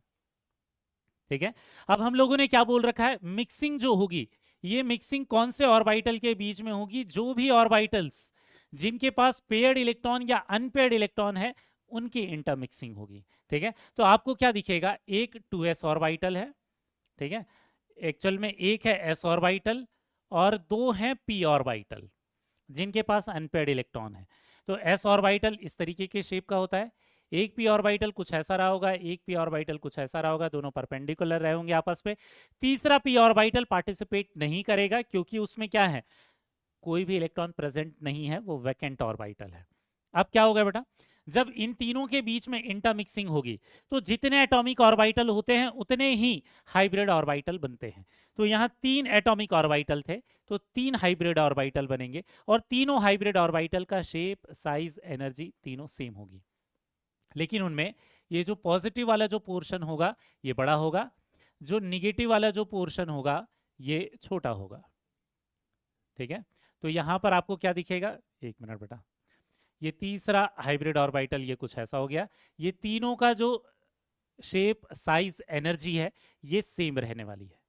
ठीक है, ये जो हाइब्रिड ऑर्बिटल है इसका नाम क्या देंगे, sp2 देंगे। क्यों? क्योंकि एक s ऑर्बिटल और दो p ऑर्बिटल के मिक्सिंग से बना है। जितने और एटॉमिक ऑर्बिटल के पार्टिसिपेशन से वो बना है वो नंबर उनकी पावर में लिख देते हैं। s एक ही ऑर्बिटल होता है तो उसकी पावर में वन को शो नहीं करते। p दो ऑर्बिटल थे यहाँ एटॉमिक ऑर्बिटल, तो p की पावर में 2 लिख रहे हैं। ठीक है, तो एक्चुअल में इस पूरे ऑर्बिटल का नाम sp2 है, तो ये sp2 का एक ऑर्बिटल, ये sp2 का दूसरा ऑर्बिटल, और ये sp3 का तीसरा ऑर्बिटल, सॉरी sp2 का तीसरा ऑर्बिटल। तो यहाँ पर एक्चुअल में कितने हाइब्रिड ऑर्बिटल बनेंगे बेटा? 3 हाइब्रिड ऑर्बिटल बनेंगे। तो आपको क्या दिख रहा होगा कि जब BeCl2 में हमने देखा था तो उसमें 2 एटॉमिक ऑर्बिटल s और p मिक्स हो रहे थे, तो 2 हाइब्रिड बन रहे थे। यहाँ पर 3 एटॉमिक ऑर्बिटल में इंटरमिक्सिंग है, तो 3 हाइब्रिड ऑर्बिटल बनेंगे। 3 ही क्यों इंटरमिक्स हो रहे हैं? क्योंकि 3 जगह पर अनपेयर्ड इलेक्ट्रॉन है। इलेक्ट्रॉन प्रेजेंट होना चाहिए, चाहे पेयर्ड या अनपेयर्ड, वही मिक्स होंगे, खाली वाले को मिक्स नहीं करवा रहे हैं। ठीक है, अब यहाँ पर तीसरे स्टेप पर आ जाते हैं बेटा। एक्साइटेशन और मिक्सिंग के बाद हम लोगों ने क्या बोला था, तीसरी स्टेप जो होगी ये क्या हो जाएगा, रीओरिएंटेशन। रीओरिएंटेशन में हम लोगों ने क्या बोल रखा है कि मिनिमम रिपल्शन के लिए ये जो तीनों ऑर्बिटल है ये क्या कर लेंगे, अपने आप का जो डायरेक्शन है उसे चेंज कर लेंगे। वो डायरेक्शन कुछ ऐसा कर लेंगे जिससे उनके बीच में जो एंगल है वो मैक्सिमम पॉसिबल एंगल हो जाएगा, रिपल्शन मिनिमम हो जाएगा। तो ये 3 ऑर्बिटल में मिनिमम रिपल्शन के लिए जो एंगल होना चाहिए, ठीक है, वो एंगल कितना होना चाहिए बेटा, 120 डिग्री होना चाहिए। तो ये जो 3 ऑर्बिटल हैं, 3 sp2 हाइब्रिड ऑर्बिटल हैं, इनके बीच में जो एंगल होगा ये एंगल कितना हो जाएगा, ये सब के बीच में एंगल हो जाएगा 120 डिग्री। ये भी sp2 हाइब्रिडाइज्ड ऑर्बिटल है, ये भी sp2 हाइब्रिडाइज्ड ऑर्बिटल है, और ये भी sp2 हाइब्रिड ऑर्बिटल है। ध्यान रखना ये निगेटिव वाले पोर्शन को हर बार हम शो नहीं करते। ठीक है, अगर निगेटिव वाला पोर्शन शो नहीं रखा है तो इतना ज़्यादा सीरियसली लेने की ज़रूरत नहीं है, हम केवल ये बड़े वाले पोर्शन को देखते हैं। ठीक है, अब ये तीसरा स्टेप हो गया रीओरिएंटेशन। इसके बाद क्या हो जाएगा बेटा, यहाँ पर क्या हो जाएगा, बॉन्ड फॉर्मेशन हो जाएगा। ठीक है, अब ये जो बॉन्ड फॉर्मेशन होगा, ये बॉन्ड फॉर्मेशन कैसे होगा, एक मिनट बेटा, इसको नेक्स्ट वाली स्लाइड पर लिखते हैं। ठीक है, तो एक बार यहाँ पर क्या हो जाएगा, रीओरिएंटेशन। रीओरिएंटेशन के बाद क्या होगा, BH3 के जो 3 हाइड्रोजन है वहां ओवरलैपिंग से बॉन्ड फॉर्मेशन होगा। एक हाइब्रिड ऑर्बिटल ये हो गया, एक हाइब्रिड ऑर्बिटल ये हो गया, तीसरा हाइब्रिड ऑर्बिटल ये हो गया। लेकिन इस BH3 में आपको क्या दिखेगा कि हाइड्रोजन का जो वैलेंस इलेक्ट्रॉन है, हाइड्रोजन के वैलेंस इलेक्ट्रॉन को कहाँ पर होते हैं, 1s ऑर्बिटल में होते हैं। तो 1s ऑर्बिटल यहाँ ड्रॉ कर देते हैं, ये 1s हो गया, यहाँ पर ओवरलैपिंग हो गई, ये 1s हो गया, यहाँ पर ओवरलैपिंग हो गई, ये 1s ऑर्बिटल हो गया, यहाँ पर ओवरलैपिंग हो गई। समझ में आ गया? तो यहाँ पर जो ओवरलैपिंग हो रही है, इस ओवरलैपिंग को हम क्या नाम देंगे, इस ओवरलैपिंग को नाम देंगे sp2s ओवरलैप। इसको भी बोलेंगे sp2s ओवरलैप, इसको भी बोलेंगे sp2s ओवरलैप। समझ में आ गया? जब क्लोरीन के केस में जब हमने देखा था BeCl2 में, तो उसमें क्लोरीन के वैलेंस इलेक्ट्रॉन p ऑर्बिटल में थे, तो वो sp ओवरलैप था। ये sp-s ओवरलैप होगा क्योंकि valence electron of hydrogen s orbital में होते हैं। ठीक है, इसका शेप कैसा हो जाएगा बेटा, ट्राइगोनल प्लेनर, क्योंकि 120 डिग्री है, 120 डिग्री है तो इसको हम ऐसे दिखा देते हैं। ये ओवरलैपिंग वाला डायग्राम हो गया। ये नॉर्मल VSEPR थ्योरी के हिसाब से जो हम दिखाते थे, ये 120 डिग्री हो गया। इसका जो शेप होगा ये कैसा हो जाएगा बेटा, ट्राइगोनल प्लेनर हो जाएगा। शेप तो निकालना आप लोगों ने पहले भी सीखा हुआ है, VSEPR थ्योरी में हम लोगों ने बहुत सारे एग्जांपल से सीख लिया था उसे। अब यहाँ पर ये समझ लेते हैं कि ये वैलेंस बॉन्ड थ्योरी के जो एक्सेप्शंस होते हैं या उसके जो लिमिटेशंस होते हैं उसे कैसे दूर करता है। हम लोगों ने अभी शुरुआत में ही पढ़ रखा था हाइब्रिडाइजेशन में कि ये क्या करता है, इक्विवेलेंट नेचर ऑफ बॉन्ड और बॉन्ड एंगल को एक्सप्लेन करने का काम करता है। अब ये बॉन्ड एंगल को कैसे एक्सप्लेन करने का काम करता है ये समझ लेते हैं। ठीक है, सबसे पहले बात कर लेते हैं अकॉर्डिंग टू VBT क्या होना चाहिए, फिर आ जाते हैं कि ये हाइब्रिडाइजेशन इस लिमिटेशन को कैसे दूर करता है। अकॉर्डिंग टू VBT क्या होता, यहां पर जो अगर हाइब्रिडाइजेशन नहीं होता तो ये एक p ऑर्बिटल होता, ये एक p ऑर्बिटल होता, और यहां पर क्या हो जाता बेटा, ये s ऑर्बिटल होता है, किसका, बोरॉन के केस में। ठीक है, ये हाइड्रोजन के s ऑर्बिटल से ओवरलैप करता, ये हाइड्रोजन के s ऑर्बिटल से ओवरलैप करता, और ये s ऑर्बिटल भी हाइड्रोजन के s ऑर्बिटल से ओवरलैप करता। अगर हाइब्रिडाइजेशन नहीं हुआ होता तो ऐसे केस में यहां पर जो एक बॉन्ड एंगल है ये तो 90 डिग्री आना ही चाहिए था, क्योंकि p ऑर्बिटल के बीच में क्या होता है, 90 डिग्री। तो according to VBT bond angle कितना होना चाहिए बेटा, bond angle should be 90 degree, क्योंकि दो पी ऑर्बिटल के बीच में क्या होता है, 90 डिग्री होता है। तो अगर हाइब्रिडाइजेशन नहीं होता, रीओरिएंटेशन नहीं होता, वो उनका डायरेक्शन अपने आप चेंज नहीं हो रहा होता, तो ऐसे केस में फिर एंगल 90 डिग्री आना चाहिए था, लेकिन 90 डिग्री नहीं आता।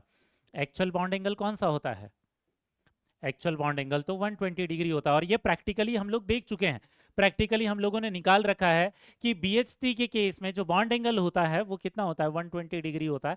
तो ये जो 120 डिग्री वाला बॉन्ड एंगल है, इसको हाइब्रिडाइजेशन एक्सप्लेन कर रहा है, ठीक है।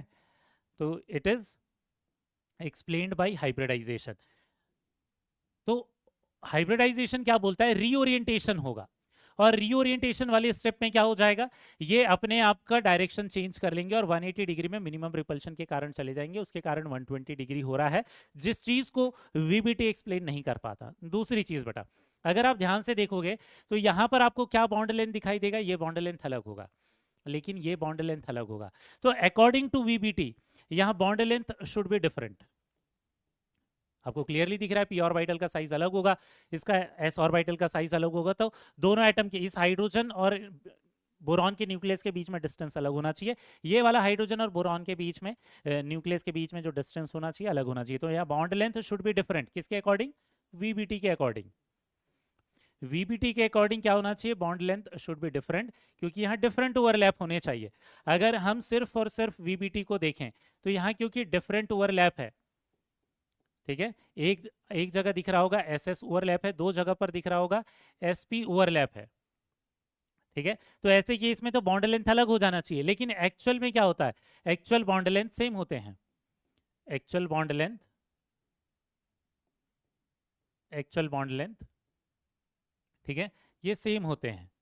प्रैक्टिकली हम लोगों ने ये मेजर कर रखा है कि एक्चुअल बॉन्ड लेंथ सेम होते हैं, और एक्चुअल बॉन्ड लेंथ हाइब्रिडाइजेशन के हिसाब से सेम ही आना चाहिए, बिकॉज यहां ओवरलैप सेम है, because of same overlap. Same overlap अगर है, सेम तरीके के ऑर्बिटल के बीच में अगर ओवरलैपिंग है, जैसे यहाँ क्या हो रहा है, sp2 और s ओवरलैपिंग हो रही है, तो हर जगह अगर sp2 और s ओवरलैपिंग हो रही है तो सबके बीच में, यहाँ न्यूक्लियस के बीच में जो डिस्टेंस है वो क्या होना चाहिए, सेम होना चाहिए। समझ में आ गया, ठीक। तो वो जो सेम बॉन्ड लेंथ प्रैक्टिकली निकल कर आता है उसको कौन एक्सप्लेन कर पाता है, हाइब्रिडाइजेशन, उसको जो VBT है वो एक्सप्लेन नहीं कर पाएगा। क्लियर हुआ बेटा। तो हम लोगों ने अभी दो एग्जांपल की हेल्प से दो तरीके के हाइब्रिडाइजेशन पढ़ ली है, एक SP और एक sp2, और इस हाइब्रिडाइजेशन की हेल्प से हम लोगों ने ये भी समझ लिया है कि ये VBT के कुछ लिमिटेशन को कैसे दूर करता है। क्लियर हो गया बेटा। अब चलते हैं हम नेक्स्ट वाले हाइब्रिडाइजेशन पर, sp3 पर, जिसमें एक s ऑर्बिटल और 3 p ऑर्बिटल पार्टिसिपेट करेंगे। तो नेक्स्ट एग्जांपल देखने वाले हम किस में, CH4 में, और CH4 में जो हाइब्रिडाइजेशन होता है ये sp3। अब ये हाइब्रिडाइजेशन कैसे निकल कर आता है ये समझेंगे। सबसे पहले जब हम इसका लुईस डॉट स्ट्रक्चर बनाएंगे, यहाँ प्रोसेस को समझना बेटा हम क्या कर रहे हैं, ठीक है।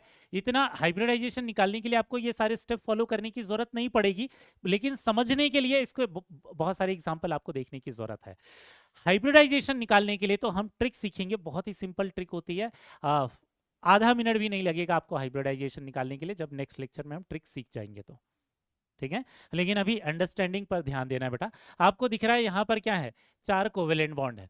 अगर 4 कोवेलेंट बॉन्ड है तो ऐसे केस में क्या होना चाहिए, 4 अनपेयर्ड इलेक्ट्रॉन होने चाहिए, ठीक है। 4 अनपेयर्ड इलेक्ट्रॉन होने चाहिए, तो हम क्या कर लेते हैं, कार्बन का वैलेंस ऑर्बिट का कॉन्फ़िगरेशन देख लेते हैं।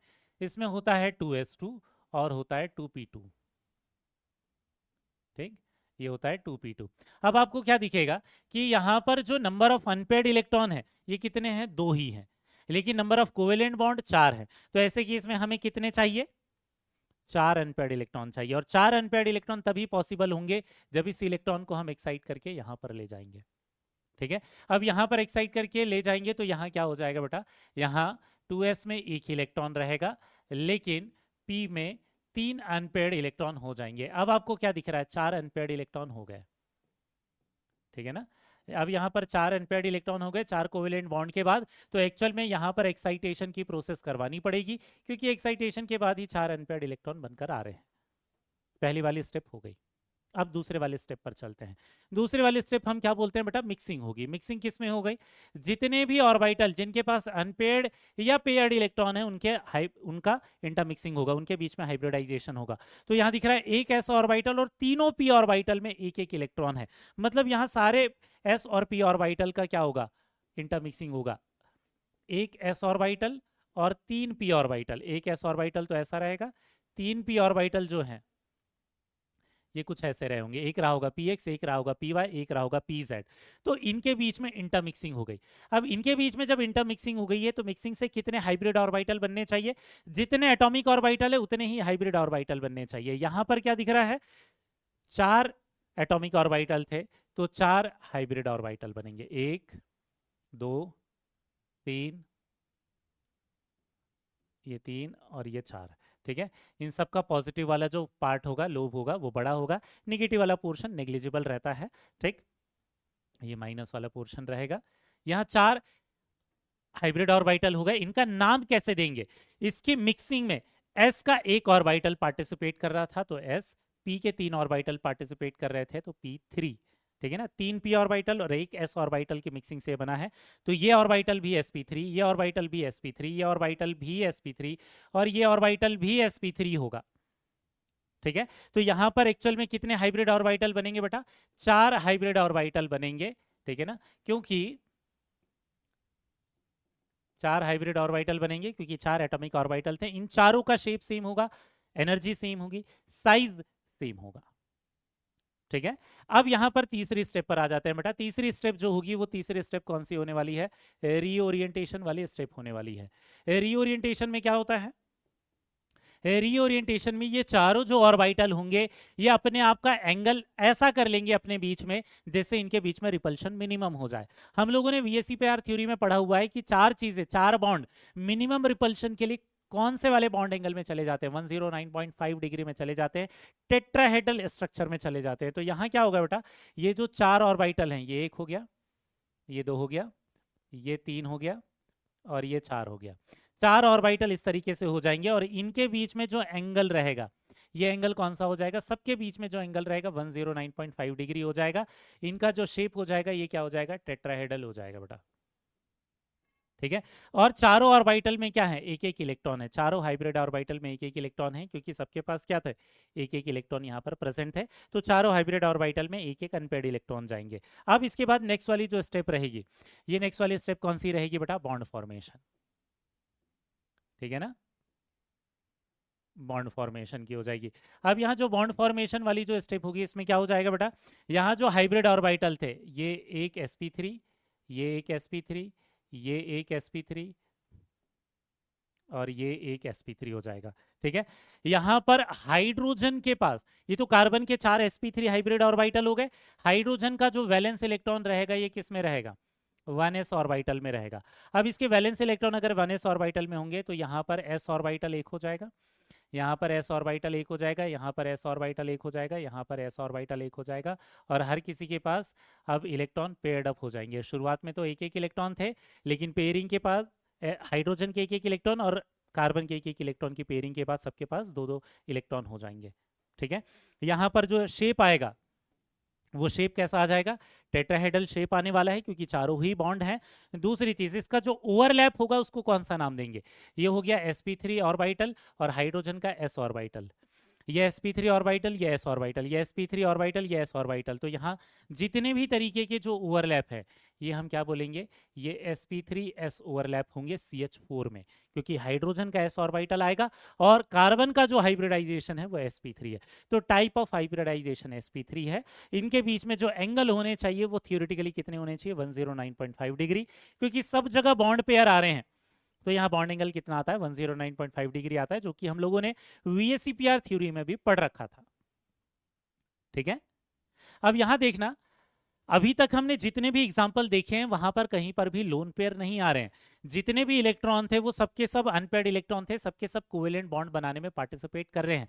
अब कुछ ऐसे भी एग्जाम्पल देख लेते हैं बेटा जिसमें जो कुछ एटम्स होंगे वो उसके अंदर क्या होगा, ऐसे इलेक्ट्रॉन्स होंगे जो कि लोन पेयर के फॉर्म में होंगे, जो कि हाइब्रिडाइजेशन में पार्टिसिपेट करेंगे लेकिन बॉन्ड फॉर्मेशन में पार्टिसिपेट नहीं करेंगे क्योंकि वो अनपेयर्ड इलेक्ट्रॉन नहीं होंगे। ठीक है, तो उसके कुछ एक दो एग्जांपल ले लेते हैं, जिसमें से पहला एग्जांपल लेने वाले हैं NH3 का। अब NH3 का हम लोगों ने स्ट्रक्चर पढ़ रखा है। यहाँ पर क्या होता है, ये 3 बॉन्ड पेयर होते हैं और एक लोन पेयर होता है। ठीक है, तो आपको यहाँ क्या दिखेगा कि इसके पास कितने कोवेलेंट बॉन्ड है, 3 कोवेलेंट बॉन्ड है। ठीक है, इसके पास 3 कोवेलेंट बॉन्ड है। अब इसके पास 3 कोवेलेंट बॉन्ड है तो इसके नाइट्रोजन के कॉन्फ़िगरेशन को देखते हैं बेटा। इसका कॉन्फ़िगरेशन होता है 2s2 और 2p3। ठीक है ना, ये होता है 2s2 2p3।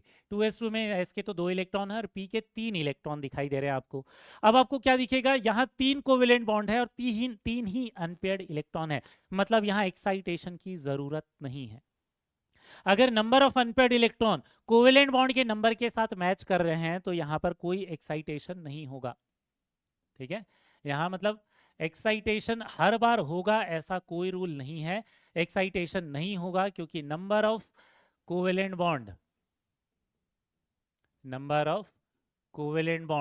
And number of unpaired electron क्या है, सेम है। जब भी ऐसी चीज आपको दिखाई देगी तो यहां पर क्या होगा, कोई भी एक्साइटेशन की जरूरत नहीं होगी। लेकिन इंटरमिक्सिंग में वो भी ऑर्बिटल पार्टिसिपेट करेगा जिसके पास पेयर्ड इलेक्ट्रॉन है और वो भी जिसके पास अनपेयर्ड इलेक्ट्रॉन है। ठीक है, तो यहां नेक्स्ट वाली जो स्टेप होगी वो कौन सी हो जाएगी, मिक्सिंग वाली स्टेप हो जाएगी। यहां पर मिक्सिंग में जिनके पास भी इलेक्ट्रॉन है वो सारे ऑर्बिटल पार्टिसिपेट करेंगे, जिसमें से तो एक हो गया कौन सा, s ऑर्बिटल, और p वाले कितने ऑर्बिटल हो जाएंगे यहां पर भी बेटा, 3 ऑर्बिटल। तो 3 p के ऑर्बिटल हो गए, एक px हो गया, एक py हो गया, एक pz हो गया और एक s ऑर्बिटल हो गया। ठीक है ना, तो 3 p ऑर्बिटल के बीच में क्या हो रही है, इंटरमिक्सिंग हो रही है। तो एक्चुअल में कितने एटॉमिक ऑर्बिटल मिक्स हो रहे हैं, 4 एटॉमिक ऑर्बिटल मिक्स हो रहे हैं। मतलब जो हाइब्रिड ऑर्बिटल बनेंगे वो भी क्या हो जाएंगे बेटा, 4 हो जाएंगे। ठीक है, तो एक ऑर्बिटल ये हो गया, दूसरा ऑर्बिटल ये हो गया, तीसरा ऑर्बिटल ये हो गया, चौथा ऑर्बिटल ये हो गया। ठीक है, तो यहां पर 4 ऐसे ऑर्बिटल बन जाएंगे। ये 4 हाइब्रिड ऑर्बिटल हो गए। एक मिनट बेटा, ठीक है। अब इसका जो नाम होगा वो नाम क्या होगा, जितने ऑर्बिटल की इंटरमिक्सिंग से ये बने हैं उनके बेसिस पर इसका नाम लिख देंगे। एक s ऑर्बिटल 3 p ऑर्बिटल, एक s ऑर्बिटल 3 p ऑर्बिटल, एक s ऑर्बिटल 3 p ऑर्बिटल, एक s ऑर्बिटल और 3 p ऑर्बिटल की मिक्सिंग से ये बने हैं। तो कितने sp3 हाइब्रिड ऑर्बिटल बनेंगे, 4 हाइब्रिड ऑर्बिटल बनेंगे। समझ में आ गया, ठीक है। अब यहाँ ध्यान देना बेटा, एक बार ये हाइब्रिड ऑर्बिटल बन गया, इन सब का शेप साइज एनर्जी सब कुछ सेम होने वाली है। यहाँ पर क्या हो जाएगा, रीओरिएंटेशन हो जाएगा। ठीक है, अब ये जब रीओरिएंटेशन होगा तो क्या होगा, एक ऑर्बिटल, 2 ऑर्बिटल, 3 ऑर्बिटल, ये 4 ऑर्बिटल। ठीक है, लेकिन यहाँ पर जो इलेक्ट्रॉन दिखेंगे, या हाइब्रिड ऑर्बिटल कौन से, sp3 हाइब्रिड ऑर्बिटल है। ये चारों ऑर्बिटल कौन से हैं, sp3 हाइब्रिड ऑर्बिटल हैं। अब यहाँ पर जो इलेक्ट्रॉन रहेंगे वो कैसे रहेंगे, एक ऑर्बिटल, एक हाइब्रिड ऑर्बिटल में ये लोन पेयर रहेगा और 3 ऑर्बिटल में एक एक इलेक्ट्रॉन होंगे। ऐसा क्यों, ये समझ में आ गया होगा आपको। ठीक है, क्योंकि आपको यहां दिख रहा है कि हाइब्रिडाइजेशन के पहले एक लोन पेयर था और 3 अनपेयर्ड इलेक्ट्रॉन थे, तो वैसी मिक्सिंग के बाद भी यहां पर एक लोन पेयर रहेगा और 3 अनपेयर्ड इलेक्ट्रॉन रहेंगे। अब बॉन्डिंग के समय ये केवल 3 अनपेयर्ड वाले हाइब्रिड ऑर्बिटल पार्टिसिपेट करेंगे, ये लोन पेयर वाला उसमें पार्टिसिपेट नहीं करेगा। बॉन्ड फॉर्मेशन में लोन पेयर वाला इलेक्ट्रॉन पार्टिसिपेट नहीं कर सकता, क्योंकि हम लोगों ने वैलेंस बॉन्ड थ्योरी में पढ़ रखा है कि जिन ऑर्बिटल के पास अनपेयर्ड इलेक्ट्रॉन होते हैं वो कोवेलेंट बॉन्ड बना सकते हैं। ठीक है, तो जिनके पास लोन पेयर है वो कोवेलेंट बॉन्ड नहीं बनाएगा। ठीक है, तो यहां पर क्या करते हैं बेटा, यहां बॉन्ड फॉर्मेशन देख लेते हैं, चौथी वाले स्टेप देख लेते हैं NH3 में। यहाँ बॉन्ड फॉर्मेशन देखेंगे, बॉन्ड फॉर्मेशन कैसे होगा ध्यान देना यहाँ पर बेटा। ये हो जाएगा एक ऑर्बिटल, एक मिनट, ये हो जाएगा एक ऑर्बिटल, ये हो गया दूसरा ऑर्बिटल, ये हो गया तीसरा ऑर्बिटल, ये हो गया चौथा ऑर्बिटल। ठीक है, और यहाँ पर ये 2 इलेक्ट्रॉन, यहाँ पर एक इलेक्ट्रॉन, ये एक इलेक्ट्रॉन, ये एक इलेक्ट्रॉन। लेकिन यहाँ हाइड्रोजन का s ऑर्बिटल आ जाएगा, क्योंकि ये क्या है, NH3 है। NH3 में 3 हाइड्रोजन के क्या हो जाएंगे, s ऑर्बिटल आ जाएंगे, यहाँ पेयरिंग हो जाएगी। यहाँ s ऑर्बिटल आ जाएगा, पेयरिंग हो जाएगी। यहाँ s ऑर्बिटल हो जाएगा, पेयरिंग हो जाएगी। समझ में आ गया। लेकिन यहां पर कोई ओवरलैपिंग नहीं होगी। ठीक है, क्यों नहीं होगी? क्योंकि यहां पर ऑलरेडी पेयर्ड इलेक्ट्रॉन है, जो अनपेयर्ड इलेक्ट्रॉन है वही कोवेलेंट बॉन्ड बना सकते हैं, तो यहाँ 3 कोवेलेंट बॉन्ड बनेंगे और जो ओवरलैपिंग होगी वो कौन सी हो जाएगी? sp3s ओवरलैप, sp3s ओवरलैप, और यहाँ पर भी sp3s ओवरलैप हो जाएगा। sp3 इसका है, p s ऑर्बिटल इसका है, हाइड्रोजन का है। ठीक है, लेकिन अब बॉन्ड एंगल 109.5 डिग्री नहीं रहेगा, यहाँ पर बॉन्ड एंगल थोड़ा क्या हो जाएगा? कम हो जाता है, 107 डिग्री हो जाता है। क्यों? क्योंकि यहाँ lone pair bond pair repulsion ज्यादा होता है, यहाँ लोन पेयर है, ये बॉन्ड नहीं बना है, तो लोन पेयर बॉन्ड पेयर के मोर रिपल्शन के कारण अब इसका बॉन्ड एंगल 109.5 डिग्री नहीं रहता। ये तो हम लोगों ने VSEPR थ्योरी में ही पढ़ लिया था, ये 107 डिग्री हो जाता है NH3 के केस में। क्लियर हुआ बेटा? समझ में आया? तो ये हो गया NH3 का केस। एक और एग्जांपल देखते हैं, वो एग्जांपल किसका है? H2O का है। इसमें भी लोन पेयर प्रेजेंट रहेंगे। सबसे पहले यहां पर देख लेते हैं कि इसके बॉन्ड कितने होंगे। अगर हम इसका लुईस डॉट स्ट्रक्चर ड्रॉ करते हैं तो यहाँ पर 2 लोन पेयर हो जाएंगे और 2 बॉन्ड पेयर हो जाएंगे। तो आपको क्या दिख रहा है कि यहाँ पर 2 कोवेलेंट बॉन्ड है। अगर 2 कोवेलेंट बॉन्ड है, इसका मतलब क्या है कि इसके पास 2 अनपेयर्ड इलेक्ट्रॉन होने चाहिए। हम क्या करते हैं? ऑक्सीजन के लिए वैलेंस ऑर्बिट का इलेक्ट्रॉनिक कॉन्फ़िगरेशन लिख लेते हैं। ये हो गया 2s2 और ये होता है 2p4। ठीक है, ये हो गया 2s2 और ये होता है 2p4। ये ऑक्सीजन का वैलेंस इलेक्ट्रॉन का कॉन्फ़िगरेशन हो गया। अब अगर आप यहां देखोगे तो यहां पर ऑलरेडी 2 अनपेयर्ड इलेक्ट्रॉन है और हमें 2 ही कोवेलेंट बॉन्ड बनाने हैं, तो इसका कहने का मतलब इसमें कोई एक्साइटेशन नहीं होगा। ठीक है, तो यहां एक्चुअल में कोई एक्साइटेशन की जरूरत नहीं है। ठीक है ना, यहां कोई एक्साइटेशन की जरूरत नहीं है क्योंकि नंबर ऑफ अनपेयर्ड इलेक्ट्रॉन, ठीक है, नंबर ऑफ अनपेयर्ड इलेक्ट्रॉन और नंबर ऑफ कोवेलेंट बॉन्ड ये क्या है? सेम है। मैं समझाने के लिए सारे एग्जांपल दे रहा हूं बेटा, आपको टाइम लग रहा होगा जरूर। ठीक है, थोड़ा सा लेंदी लेक्चर है, लेकिन एक बार आप ये समझ जाओगे प्रोसेस, तो फिर आगे वाले जो जितने भी लेक्चर्स है, जो हम ट्रिक सीखेंगे, उससे क्वेश्चन बहुत जल्दी सॉल्व हो जाएंगे। ठीक है, लेकिन आपको समझ में आ जाए इसलिए ये डिटेल में पढ़ रहे हैं हम। ठीक, अब यहाँ पर 2 अनपेयर्ड इलेक्ट्रॉन ऑलरेडी हैं, तो कोई हमें एक्साइटेशन की जरूरत नहीं है। यहाँ पर डायरेक्टली कौन से वाले स्टेप पर आ जाएंगे? मिक्सिंग वाले स्टेप पर आ जाएंगे। ठीक है, मिक्सिंग वाले स्टेप में क्या करेंगे? यहां पर एक s ऑर्बिटल, जो पेयर्ड इलेक्ट्रॉन है वो भी, जो अनपेयर्ड इलेक्ट्रॉन है वो भी। ठीक है, यहां पर एक s और क्या हो जाएंगे? 3 p ऑर्बिटल बनेंगे। तो एक्चुअल में कितने होंगे? यहां पर 4 sp3 हाइब्रिड ऑर्बिटल बन जाएंगे। ठीक है, ये भी sp3 हाइब्रिड ऑर्बिटल बनेगा, ये भी sp3 हाइब्रिड ऑर्बिटल बनेगा, ये भी sp3 और ये भी sp3, ऐसे क्या हो जाएंगे? 4 sp3 हाइब्रिड ऑर्बिटल बन जाएंगे। अब तीसरे स्टेप में हम क्या क्या देख लेंगे? इसमें इंटरमिक्सिंग देख लेंगे। यहाँ इंटरमिक्सिंग तो हो गई है, रीओरिएंटेशन देख लेंगे तीसरे वाले स्टेप में। रीओरिएंटेशन में क्या हो जाएगा बेटा? ये चारों जो ऑर्बिटल है, ये चारों ऑर्बिटल क्या हो जाएंगे? फिर से रीओरिएंटेशन हो जाएगा इनका, कुछ ऐसा। और रीओरिएंटेशन के बाद क्या हो जाएगा? यहाँ पर बॉन्ड फॉर्मेशन हो जाएगा। ठीक है, बॉन्ड फॉर्मेशन कितने हाइड्रोजन के साथ कराना है बेटा? 2 ही हाइड्रोजन के साथ। ये ऑक्सीजन केवल सेंट्रल एटम में हम क्या करेंगे? हाइब्रिडाइजेशन कराएंगे। अब यहाँ बॉन्ड फॉर्मेशन को देखेंगे, हाइड्रोजन का जो ओवरलैप होगा अब इस रीओरिएंटेशन के बाद हो जाएगा। यहाँ पर क्या था? एक हाइब्रिड ऑर्बिटल, दूसरा हाइब्रिड ऑर्बिटल, ये तीसरा हाइब्रिड ऑर्बिटल, ये चौथा हाइब्रिड ऑर्बिटल। लेकिन यहाँ पर ध्यान देना बेटा एक और चीज, इसको मैं थोड़े अलग तरीके से ड्रॉ कर देता हूँ। ये हाइब्रिड ऑर्बिटल, ये हाइब्रिड ऑर्बिटल, ये हाइब्रिड ऑर्बिटल और ये हाइब्रिड ऑर्बिटल। ठीक है, यहाँ पर 2 जगह पर तो ऑलरेडी लोन पेयर हैं, तो ये बॉन्डिंग में पार्टिसिपेट नहीं करेंगे।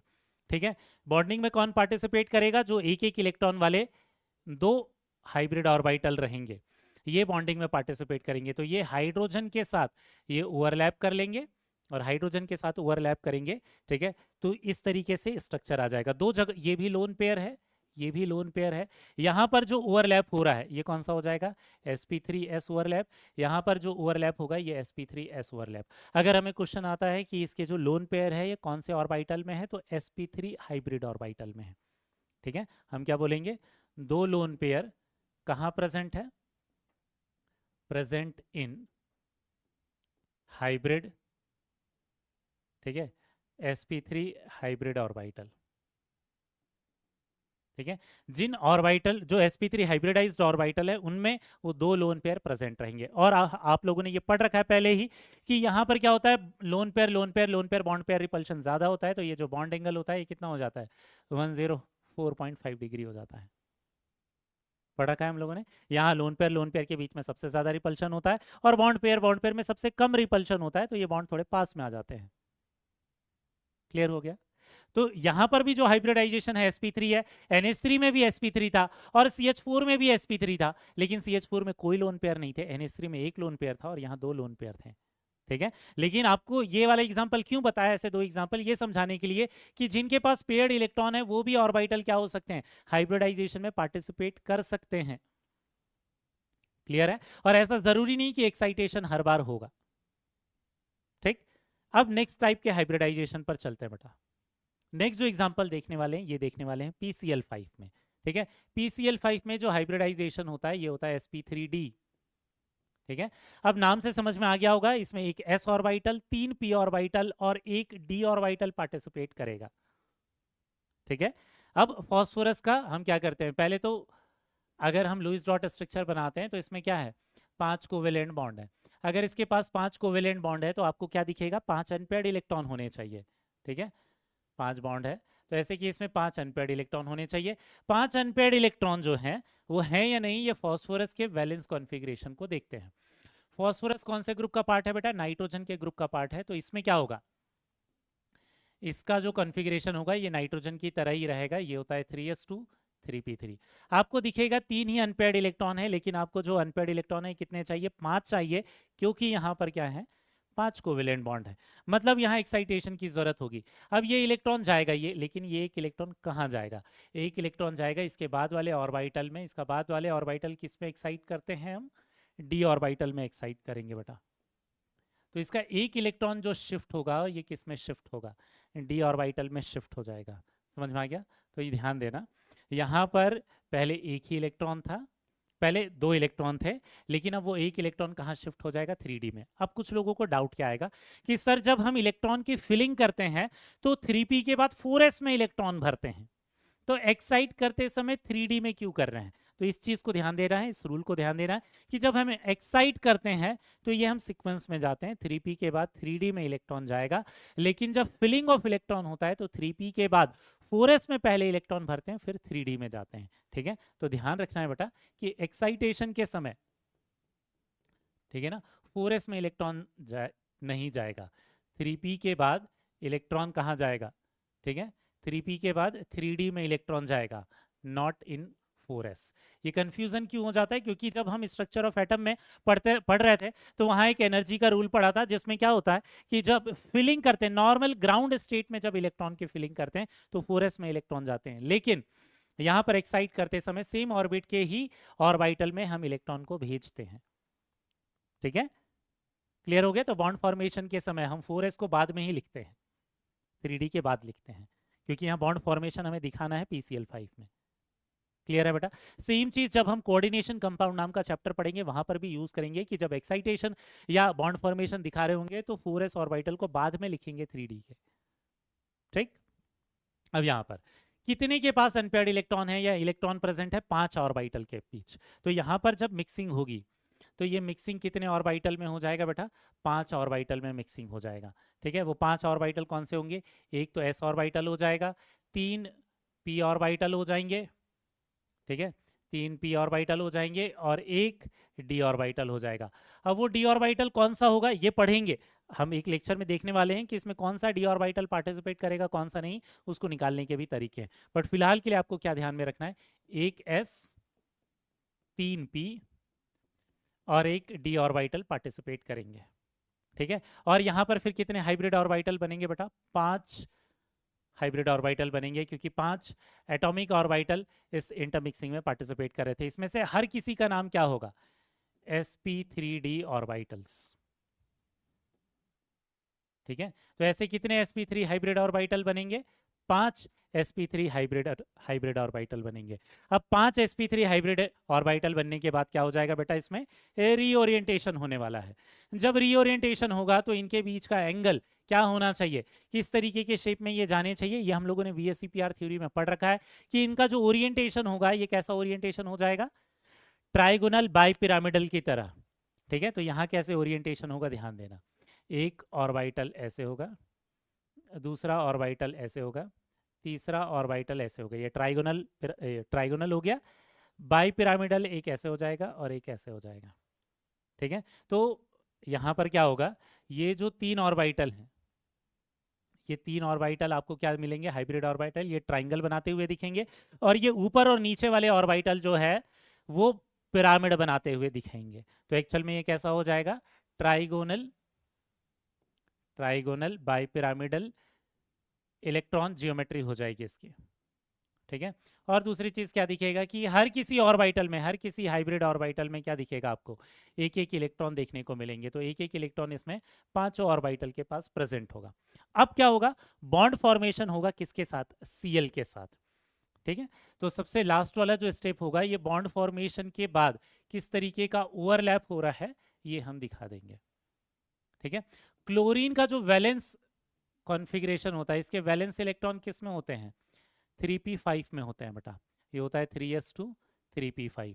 तो इसका कौन सा ऑर्बिटल ओवरलैप में पार्टिसिपेट करेगा, p ऑर्बिटल ओवरलैप में पार्टिसिपेट करेगा। कैसे पार्टिसिपेट करेगा ध्यान देना, एक तो ये रहेगा, एक ये रहेगा। ठीक है, उसके बाद 3 ऑर्बिटल इसमें कैसे थे, ये कुछ इस तरीके से थे। अब यहाँ देखना, इसमें एक इलेक्ट्रॉन था, इसमें एक इलेक्ट्रॉन था, इसमें एक इलेक्ट्रॉन, ये ट्राइगोनल बाइपिरामिडल की तरीके से था। अब यहाँ Cl के p ऑर्बिटल यहाँ पर ओवरलैप करेंगे, ये Cl का p ऑर्बिटल, ये Cl का p ऑर्बिटल, यहाँ इलेक्ट्रॉन की पेयरिंग हो जाएगी, ये Cl का p ऑर्बिटल, ये Cl का p ऑर्बिटल। ठीक है, सॉरी, स्पिन अपोजिट होने चाहिए, ये स्पिन अपोजिट होने चाहिए, ये Cl का p ऑर्बिटल। समझ में आ रहा है बेटा। ठीक है, तो ये ओवरलैपिंग समझाने के लिए मैं बता रहा हूँ, ये कुछ इस तरीके से ये ट्राइगोनल शेप में रहेगा, ये इक्वाटोरियल बॉन्ड बनाएगा, और ये क्या हो जाएगा, ये बाइपिरामिडल वाले हैं, जिनको हम एक्सियल बॉन्ड बोलते थे जब हम लोगों ने PCl5 का शेप पढ़ा था VSEPR थ्योरी पढ़ते समय। ठीक है ना, ये वाले बीच, ये इक्वाटोरियल बॉन्ड जो होंगे वो 120 डिग्री वाले होंगे, ये एक्सियल और इक्वाटोरियल के बीच में 90 डिग्री होगा, दोनों एक्सियल के बीच में 180 डिग्री होगा। ये जो ओवरलैप होगा उसका नाम क्या लिखेंगे, ये हो जाएगा sp3d p ओवरलैप। जो फॉस्फोरस है इसका sp3d हाइब्रिड ऑर्बिटल, जो क्लोरीन है, ये जो क्लोरीन है, इस क्लोरीन के p ऑर्बिटल इसमें पार्टिसिपेट करेंगे। समझ में आया बेटा। ठीक है, एक दो और एग्जांपल हमें पढ़ने हैं इसमें, ठीक, जिसको हम देख लेते हैं। एक देख लेते हैं SF6 के लिए, इसमें जो हाइब्रिडाइजेशन होता है इसमें होता है बेटा sp3d2 ऑर्बिटल हाइब्रिडाइजेशन। तो इसका मतलब समझ गए होंगे, एक s ऑर्बिटल, 3 p ऑर्बिटल और 2 d ऑर्बिटल इसमें पार्टिसिपेट करेंगे। ठीक है, अब इसमें सबसे पहले देख लेते हैं कि कोवेलेंट बॉन्ड कितने हैं। आप लोगों ने लुईस डॉट स्ट्रक्चर ऑलरेडी बनाना सीखा हुआ है, ठीक है, इनफैक्ट शेप निकालना भी सीखा हुआ है। इसमें 6 कोवेलेंट बॉन्ड होते हैं बेटा। अगर इसके पास 6 कोवेलेंट बॉन्ड है, इसका मतलब क्या है कि इसके पास 6 अनपेयर्ड इलेक्ट्रॉन होने चाहिए। हम सल्फर का इलेक्ट्रॉनिक कॉन्फ़िगरेशन देख लेते हैं, ये होता है 3s2 3p4, जैसा ऑक्सीजन होता है वैसा इसका इलेक्ट्रॉनिक कॉन्फ़िगरेशन रहेगा। ठीक है, ये हो जाएगा 3s2, ये हो जाएगा 3p4। लेकिन यहां पर इसके बाद आते हैं कौन सा, d ऑर्बिटल। इसके बाद d ऑर्बिटल में इलेक्ट्रॉन की शिफ्टिंग होगी या नहीं, इसको चेक करने के लिए हम देखेंगे कि कितने अनपेयर्ड इलेक्ट्रॉन है और कितने कोवेलेंट बॉन्ड। कोवेलेंट बॉन्ड है 6, अनपेयर्ड इलेक्ट्रॉन कितने हैं, केवल 2। तो आपको जो पेयर्ड वाले इलेक्ट्रॉन है वो शिफ्ट करना पड़ेगा। हमेशा बाद वाले पेयर्ड इलेक्ट्रॉन को हम पहले शिफ्ट करते हैं, पहले इसको शिफ्ट करेंगे। इसको जब हम शिफ्ट करेंगे तो आपको क्या दिखाई देगा, यहां से एक इलेक्ट्रॉन निकाल दिया हम लोगों ने। ठीक है, यहां से जब हम लोगों ने एक इलेक्ट्रॉन निकाल दिया तो यहां पर गया, अभी नंबर ऑफ अनपेयर्ड इलेक्ट्रॉन कितने हुए, 4 हुए। हमें 6 कोवेलेंट बॉन्ड है तो 6 अनपेयर्ड चाहिए। 6 अनपेयर्ड चाहिए तो अब हम इसको भी अनपेयर करेंगे, इसको भी एक्साइट करेंगे। क्लियर है, तो पहले बाद वाला जो ऑर्बिटल दिख रहा है जिसमें पेयर्ड इलेक्ट्रॉन है, पहले उसको शिफ्ट करना है, फिर पहले वाले को करना है। ठीक है, तो यहाँ पर फिर से देख लेते हैं कि यहाँ पर एक ही इलेक्ट्रॉन होगा और एक बार ये जो इलेक्ट्रॉन है ये यहाँ पर गया, एक बार यहाँ से इलेक्ट्रॉन यहाँ पर गया, तो यहाँ पर अब अनपेयर्ड इलेक्ट्रॉन कितने हो गए? 6 अनपेयर्ड इलेक्ट्रॉन हो गए। मतलब 6 अनपेयर्ड इलेक्ट्रॉन किसके बाद होंगे? एक्साइटेशन के बाद होंगे। ठीक है, अब ये एक्साइटेशन के बाद 6 अनपेयर्ड इलेक्ट्रॉन हो गए। अब ये 6 अनपेयर्ड इलेक्ट्रॉन जिस जिस ऑर्बिटल में है वो सब इस हाइब्रिडाइजेशन में पार्टिसिपेट करेंगे। अब यहाँ मैं सिर्फ ऑर्बिटल का नाम लिख रहा हूँ क्योंकि नंबर तो बदल गए हैं। ठीक, अब यहाँ पर कौन सी वाली स्टेप हो जाएगी बेटा? मिक्सिंग वाले स्टेप हो जाएगी। यहाँ जब मिक्सिंग होगी तो जिन जिन के पास इलेक्ट्रॉन है, ध्यान रखना, एक्साइट करेंगे तो 3D ऑर्बिटल में करेंगे, 4s में नहीं। ठीक, एक s ऑर्बिटल रहेगा, 3 p ऑर्बिटल रहेंगे, 2 d ऑर्बिटल बेटा यहाँ पर रहने वाले हैं। अब ये 2 d ऑर्बिटल कौन से होते हैं? मैं इसका शेप नहीं लिख रहा हूं क्योंकि अभी हम लोगों ने पढ़ा नहीं है कि कितने डी ऑर्बिटल, कौन कौन से, क्योंकि डी ऑर्बिटल के शेप अलग अलग होते हैं। कौन सा डी ऑर्बिटल इसमें पार्टिसिपेट करेगा, कौन सा नहीं करेगा, इसके भी रूल्स हैं जिसको हम बाद वाले लेक्चर्स में पढ़ने वाले हैं। ठीक है, तो यहाँ पर जो हाइब्रिडाइजेशन होगा उसमें कितने ऑर्बिटल बनने वाले हैं? 6 हाइब्रिड ऑर्बिटल बनने वाले हैं, क्योंकि ये 1, ये 3 और ये 2, टोटल 6 एटॉमिक ऑर्बिटल पार्टिसिपेट कर रहे थे, तो 6 हाइब्रिड ऑर्बिटल यहाँ पर बन जाएंगे। ठीक है, और इसमें से सबका नेम क्या रहेगा? सब हाइब्रिड ऑर्बिटल का नेम रहेगा sp3d2। तो यहाँ कितने बनेंगे? 6 sp3d2 हाइब्रिड ऑर्बिटल बनेंगे। समझ में आ गया? और ये जब हाइब्रिड ऑर्बिटल बनेंगे तो इनका क्या हो जाएगा? रीओरिएंटेशन हो जाएगा। तो नेक्स्ट वाली जो स्टेप होगी वो कौन सी हो जाएगी? रीओरिएंटेशन की होगी। तो आपको पता है कि इनका जो शेप होता था वो कैसा होता था? ऑक्टाहेड्रल या स्क्वायर बाइपिरामिडल था। तो कुछ उसी शेप में हम क्या करेंगे, क्योंकि मिनिमम रिपल्शन 6 चीजों में तभी रहेगा जब वो ऑक्टाहेड्रल बाइपिरामिडल वाले शेप में चले जाएंगे। ठीक है, स्क्वायर बाइपिरामिडल वाले शेप में चले जाएंगे। तो ये 4 जो हाइब्रिड ऑर्बिटल हैं इसको कुछ हम इस तरीके से कर देंगे, और ये बाकी 2 हाइब्रिड ऑर्बिटल कुछ ऐसे। तो यहाँ पर जो शेप बनेगा ये कौन सा बनेगा? एक मिनट बेटा, ये जो शेप बनेगा ये कौन सा हो जाएगा? स्क्वायर बाइपिरामिडल शेप में ये चले जाएंगे। इलेक्ट्रॉन जियोमेट्री जो होगी इनकी, ठीक है ना, स्क्वायर बाइपिरामिडल शेप में ये जो ऑर्बिटल्स है हाइब्रिड ऑर्बिटल ये चले जाएंगे, जिसमें हर एक हाइब्रिड ऑर्बिटल के पास क्या है? एक एक अनपेयर्ड इलेक्ट्रॉन है।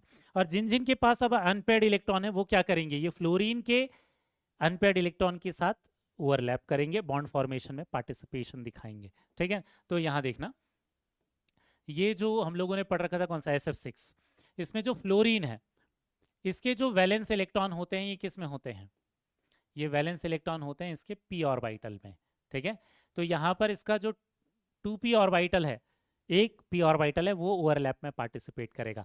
सल्फर के जो हाइब्रिड ऑर्बिटल हैं, एक ये हो गया, एक ये हो गया। ठीक है, अब एक ये हो गया, एक ये हो गया। ठीक है, एक कुछ ऐसा हो जाएगा और एक कुछ ऐसा हो जाएगा। इनके साथ अब क्या होगा? यहाँ पर क्या दिख रहा है आपको? एक एक इलेक्ट्रॉन प्रेजेंट होंगे किसके? एक एक इलेक्ट्रॉन सल्फर के प्रेजेंट होंगे इन हाइब्रिड ऑर्बिटल के पास। अब यहाँ फ्लोरीन का जो p ऑर्बिटल है ये ओवरलैप करेगा। ठीक है, फ्लोरीन का p ऑर्बिटल ये ओवरलैप करेगा, फ्लोरीन के ऑर्बिटल यहाँ ओवरलैप करेगा, पेयरिंग हो जाएगी। समझ में आ रहा है क्या आपको? तो ये थोड़ा अजीब सा दिख रहा होगा, लेकिन ये रांगुड़ी नहीं है बेटा। ठीक है, इस तरीके से ओवरलैपिंग दिखाने के लिए, समझाने के लिए मैं सब ड्रॉ करके बता रहा हूँ।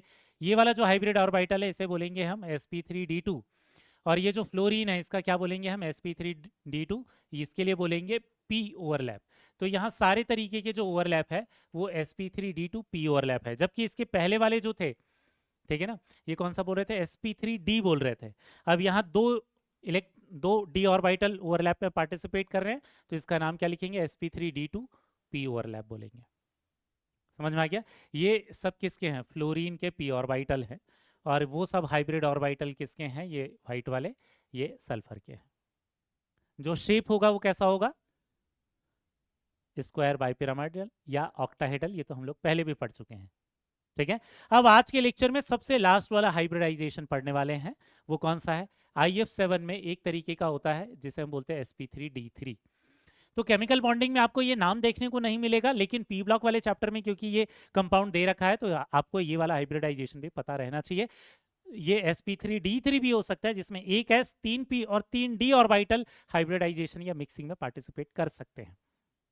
अब ऐसा नहीं है कि इसके अलावा और दूसरे हाइब्रिडाइजेशन नहीं होते, होते हैं बेटा, लेकिन उसको हम इस चैप्टर में नहीं पढ़ेंगे। एक dsp2 या sp2d भी होता है, ठीक है, कब पहले डी लिखते हैं कब बाद में डी लिखते हैं, या sp2d कब होता है, ये इस चैप्टर का पार्ट नहीं है। ये जब हम कोऑर्डिनेशन कंपाउंड पढ़ेंगे तब इस हाइब्रिडाइजेशन की बात करेंगे।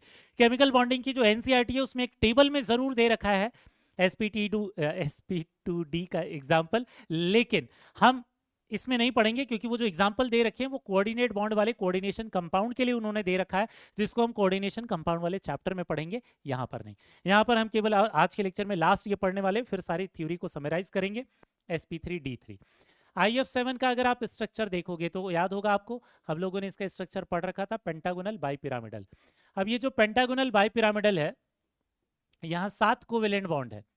अगर 7 कोवेलेंट बॉन्ड है, ठीक है, 7 बॉन्ड डायरेक्ट लिख ले रहा हूं मैं, तो आपको ये समझ में आ जाना चाहिए कि आयोडीन के पास क्या होना चाहिए, 7 वैलेंस इलेक्ट्रॉन होना चाहिए, ठीक है, या अनपेयर्ड इलेक्ट्रॉन होना चाहिए। जबकि आयोडीन का जो कॉन्फ़िगरेशन रहेगा, इलेक्ट्रॉनिक कॉन्फ़िगरेशन, वो वैसा ही रहेगा जैसे फ्लोरीन का होता है।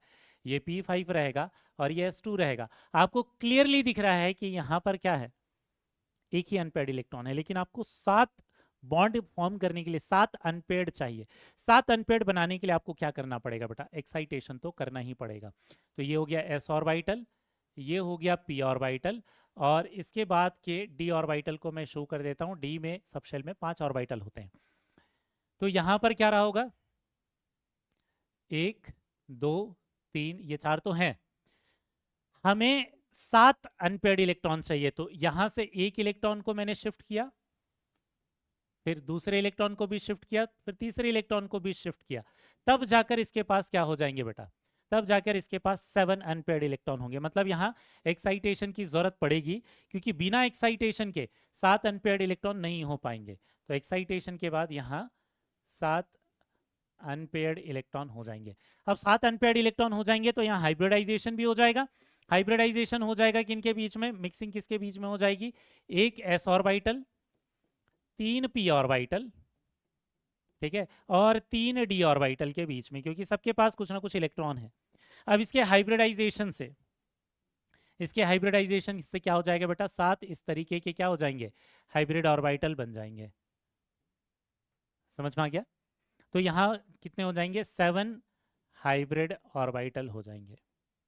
अब ये जो 7 हाइब्रिड ऑर्बिटल हो जाएंगे, इनका रीओरिएंटेशन होगा, और इनका जब रीओरिएंटेशन होगा तो ध्यान देना बेटा, इनका जब रीओरिएंटेशन होगा तो इनका शेप किस तरीके से रहने वाला है, पेंटागोनल बाइपिरामिडल की तरह, क्योंकि जो हम लोगों ने शेप पढ़ रखा है उसी तरीके से इनका रीओरिएंटेशन कराने वाले हैं। ठीक है, एक तो ये पिरामिड हो गया, एक ये पिरामिड हो गया, एक यहाँ पर, एक यहाँ पर, ठीक है, फिर एक यहाँ, एक यहाँ, और एक यहाँ। समझ में आ रहा है, थोड़ा कॉम्प्लिकेटेड लग रहा होगा। यहाँ हर किसी के पास क्या है, एक एक अनपेयर्ड इलेक्ट्रॉन रहने वाले हैं। लेकिन अब क्या होगा, IF7 बोल रहे हैं तो फ्लोरीन का कौन सा वैलेंस इलेक्ट्रॉन कौन से ऑर्बिटल में होता है, p ऑर्बिटल में। तो यहाँ ओवरलैपिंग होगी फ्लोरीन के p ऑर्बिटल के साथ, ठीक है। तो यहाँ फ्लोरीन के p ऑर्बिटल के साथ ओवरलैप हो जाएगा।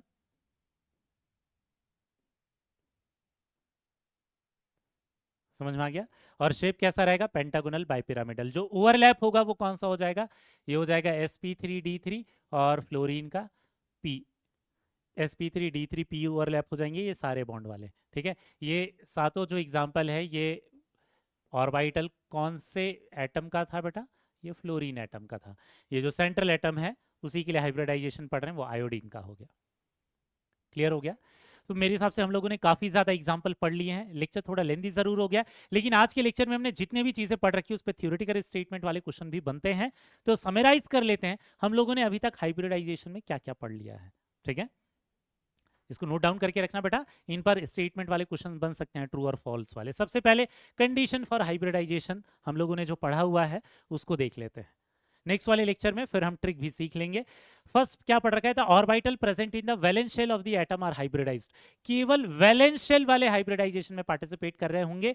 जो वैलेंस इलेक्ट्रॉन है केवल हम उनको शो कर रहे थे, अंदर वाले इलेक्ट्रॉन को हम शो नहीं कर रहे थे। ठीक है, दूसरा क्या है, The orbitals undergoing hybridization should have almost equal energy.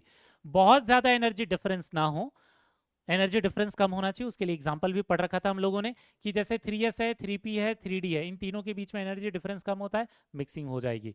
3d है, 4s है, 4p है, एनर्जी डिफरेंस कम है, इंटरमिक्सिंग हो जाएगी। लेकिन 3p, 3d और 4s जो है इसमें इंटरमिक्सिंग नहीं होगी, क्योंकि इसमें एनर्जी डिफरेंस ज्यादा हो जाता है। ठीक। तीसरा, प्रमोशन ऑफ इलेक्ट्रॉन, मतलब प्रमोशन ऑफ इलेक्ट्रॉन कहने का मतलब क्या? Excitation is not essential condition prior to hybridization. मतलब एक्साइटेशन हो सकता है लेकिन कंपलसरी नहीं है, क्योंकि आपको याद होगा H2 और NH3 के एग्जांपल में हम लोगों ने पढ़ रखा है कि अगर नंबर ऑफ अनपेयर्ड इलेक्ट्रॉन पहले से नंबर ऑफ कोवेलेंट बॉन्ड के बराबर हैं तो एक्साइटेशन की जरूरत नहीं है। ठीक है। इसके बाद नेक्स्ट स्टेटमेंट क्या है? It is not necessary that only half filled orbital participate in hybridization, in some cases even filled orbitals of valence shell take part in, ये टेक आर्ट नहीं है बेटा, टेक पार्ट इन हाइब्रिडाइजेशन। तो याद होगा हम लोगों ने ये भी पढ़ रखा है कि फुल्ली फिल्ड जो इलेक्ट्रॉन होंगे, NH3 और H2 में पढ़ रखा है, जो फुल्ली फिल्ड जो ऑर्बिटल्स होते हैं वो भी हाइब्रिडाइजेशन में पार्टिसिपेट करेंगे, भले बॉन्ड फॉर्मेशन में पार्टिसिपेट ना करें। ठीक है। इसके बाद नेक्स्ट, फीचर्स ऑफ हाइब्रिडाइजेशन, इस पर भी स्टेटमेंट्स आते हैं, ध्यान रखना बेटा, नोट डाउन करके रखना ही है नोटबुक में। The number of hybrid orbital is equal to the number of the atomic orbitals that get hybridized. जितने एटॉमिक ऑर्बिटल पार्टिसिपेट करेंगे उतने ही हाइब्रिड ऑर्बिटल बनेंगे। जैसे sp के केस में अगर दो एटॉमिक ऑर्बिटल था, एक s और एक p, तो हाइब्रिड ऑर्बिटल भी दो बनेंगे, दो sp वाले बनेंगे। ठीक है। Next, the hybridized orbital are always equivalent in energy and shape. उनका शेप भी सेम होगा, साइज भी सेम होगा। ठीक है। एक आध जगह थोड़ा डिफरेंस हो सकता है, लेकिन उसको बाद वाले लेक्चर्स में हम डिटेल में पढ़ेंगे। लेकिन अगर आपको ये स्टेटमेंट आता है कि सारे जो ऑर्बिटल्स रहेंगे हाइब्रिडाइज्ड ऑर्बिटल, उनकी एनर्जी और उनका जो शेप रहेगा वो सेम रहेगा, तो इसको सही मानना है। ठीक है। इसके बाद थर्ड है, the hybrid orbitals are more effective in forming stable bonds than the pure atomic orbitals. ये पढ़ ही चुके हैं हम कि उनका जो ये पॉजिटिव वाला जो पोर्शन होता है ये बड़ा होता है, और उसके कारण ये ज्यादा ओवरलैपिंग ये में पार्टिसिपेट कर सकते हैं, तो ये स्ट्रॉन्गर बॉन्ड बनाएंगे as compare to pure orbitals. ठीक है। इसके बाद सबसे लास्ट वाला स्टेटमेंट देख लेते हैं बेटा, इंपॉर्टेंट है। This hybrid orbitals are directed in space in some prefer direction, मतलब रीओरिएंटेशन होता है, to have minimum repulsion between electron pairs and thus a stable arrangement. Therefore the type of hybridization indicate the geometry of the molecule. बिल्कुल सही। sp hybridization होगा तो usually linear वाले arrangement में जाएंगे इलेक्ट्रॉन्स। ठीक है। अगर sp2 होगा तो ट्राइगोनल प्लेनर वाला हो जाएगा, sp3 होगा तो टेट्राहेड्रल हो जाएगा, sp3d होगा तो क्या हो जाएगा? ट्राइगोनल बाइपिरामिडल, sp3d2 होगा तो स्क्वायर बाइपिरामिडल, और अगर sp3d3 है तो पेंटागोनल बाइपिरामिडल। मतलब वो शेप या जियोमेट्री, इलेक्ट्रॉन जियोमेट्री को तो डेफिनेटली बता देगा। लोन पेयर और बॉन्ड पेयर होने से शेप अलग हो सकते हैं, बट उसका जो अरेंजमेंट है इलेक्ट्रॉन्स का वो तो ये हाइब्रिडाइजेशन ही डिसाइड करेगा। क्लियर हो गया? अब यहां पर जो सिंपल तरीके के जो क्वेश्चंस हैं वो डिस्कस कर लेते हैं। ठीक है। Hybridization involves combination and redistribution of atomic orbital. Actual में रीडिस्ट्रीब्यूशन किसका होता है? एनर्जी का। ठीक है। इसके बाद नेक्स्ट क्या है? Which of the following statement is correct? Energy difference should be more between orbitals which undergo hybridization. बिल्कुल गलत। एनर्जी सिमिलर होना चाहिए, गैप कम होना चाहिए। Second, number of hybrid orbitals formed should be same as the number of atomic orbitals involved in hybridization. बिल्कुल सही, यही correct statement है बेटा। ठीक है। जितने एटॉमिक ऑर्बिटल की मिक्सिंग होगी उतने ही हाइब्रिड ऑर्बिटल भी बनेंगे। नेक्स्ट है third, hybrid orbitals arrange around the centre of the atom unsymmetrically. गलत है, सिमेट्रिकली अरेंज होते। सिमेट्रिकली कहने का मतलब सबके बीच में गैप इक्वल होगा ताकि रिपल्शन मिनिमम हो। Fourth, hybrid orbitals can form pi bond. बिल्कुल गलत, ये हमेशा हेड ऑन ओवरलैप करते हैं तो केवल और केवल सिग्मा बॉन्ड बना पाएंगे। ठीक है। नेक्स्ट क्वेश्चन क्या है? On hybridization of 1s and 1p orbital, sp hybrid orbital बनेगा, और sp हाइब्रिड ऑर्बिटल बनेगा तो ये दोनों क्या हो जाएंगे बेटा? 180 डिग्री एंगल पर चले जाएंगे। ठीक है। तो 2 ऑर्बिटल बनेंगे, क्योंकि 2 एटॉमिक ऑर्बिटल थे तो 2 हाइब्रिड ऑर्बिटल बनेंगे, और उन दोनों के बीच में जो एंगल होगा वो कितना होगा? 180 डिग्री। ठीक। और ये हमारा सबसे लास्ट क्वेश्चन था आज के लेक्चर का बेटा। ठीक। यहां पर हमने हाइब्रिडाइजेशन को डिटेल में स्टेप बाय स्टेप समझ लिया है, लेकिन क्वेश्चन को सॉल्व करने के लिए कई बार, क्योंकि क्वेश्चन में बहुत सारे मॉलिक्यूल्स दिए हुए रहते हैं, तो आपको शॉर्टकट ट्रिक भी पता होना चाहिए जिससे आप क्वेश्चन एग्जाम में बहुत जल्दी सॉल्व कर लो। ठीक है, तो नेक्स्ट लेक्चर में हम देखेंगे बहुत सारे आयंस, जो बहुत सारे न्यूट्रल मॉलिक्यूल्स हैं या बहुत सारे स्ट्रक्चर्स हैं, उसमें किसी भी सेंट्रल एटम का जो हाइब्रिडाइजेशन है वो कैसे निकालते हैं। तो मिलते हैं नेक्स्ट लेक्चर में बेटा, तब तक के लिए बाय।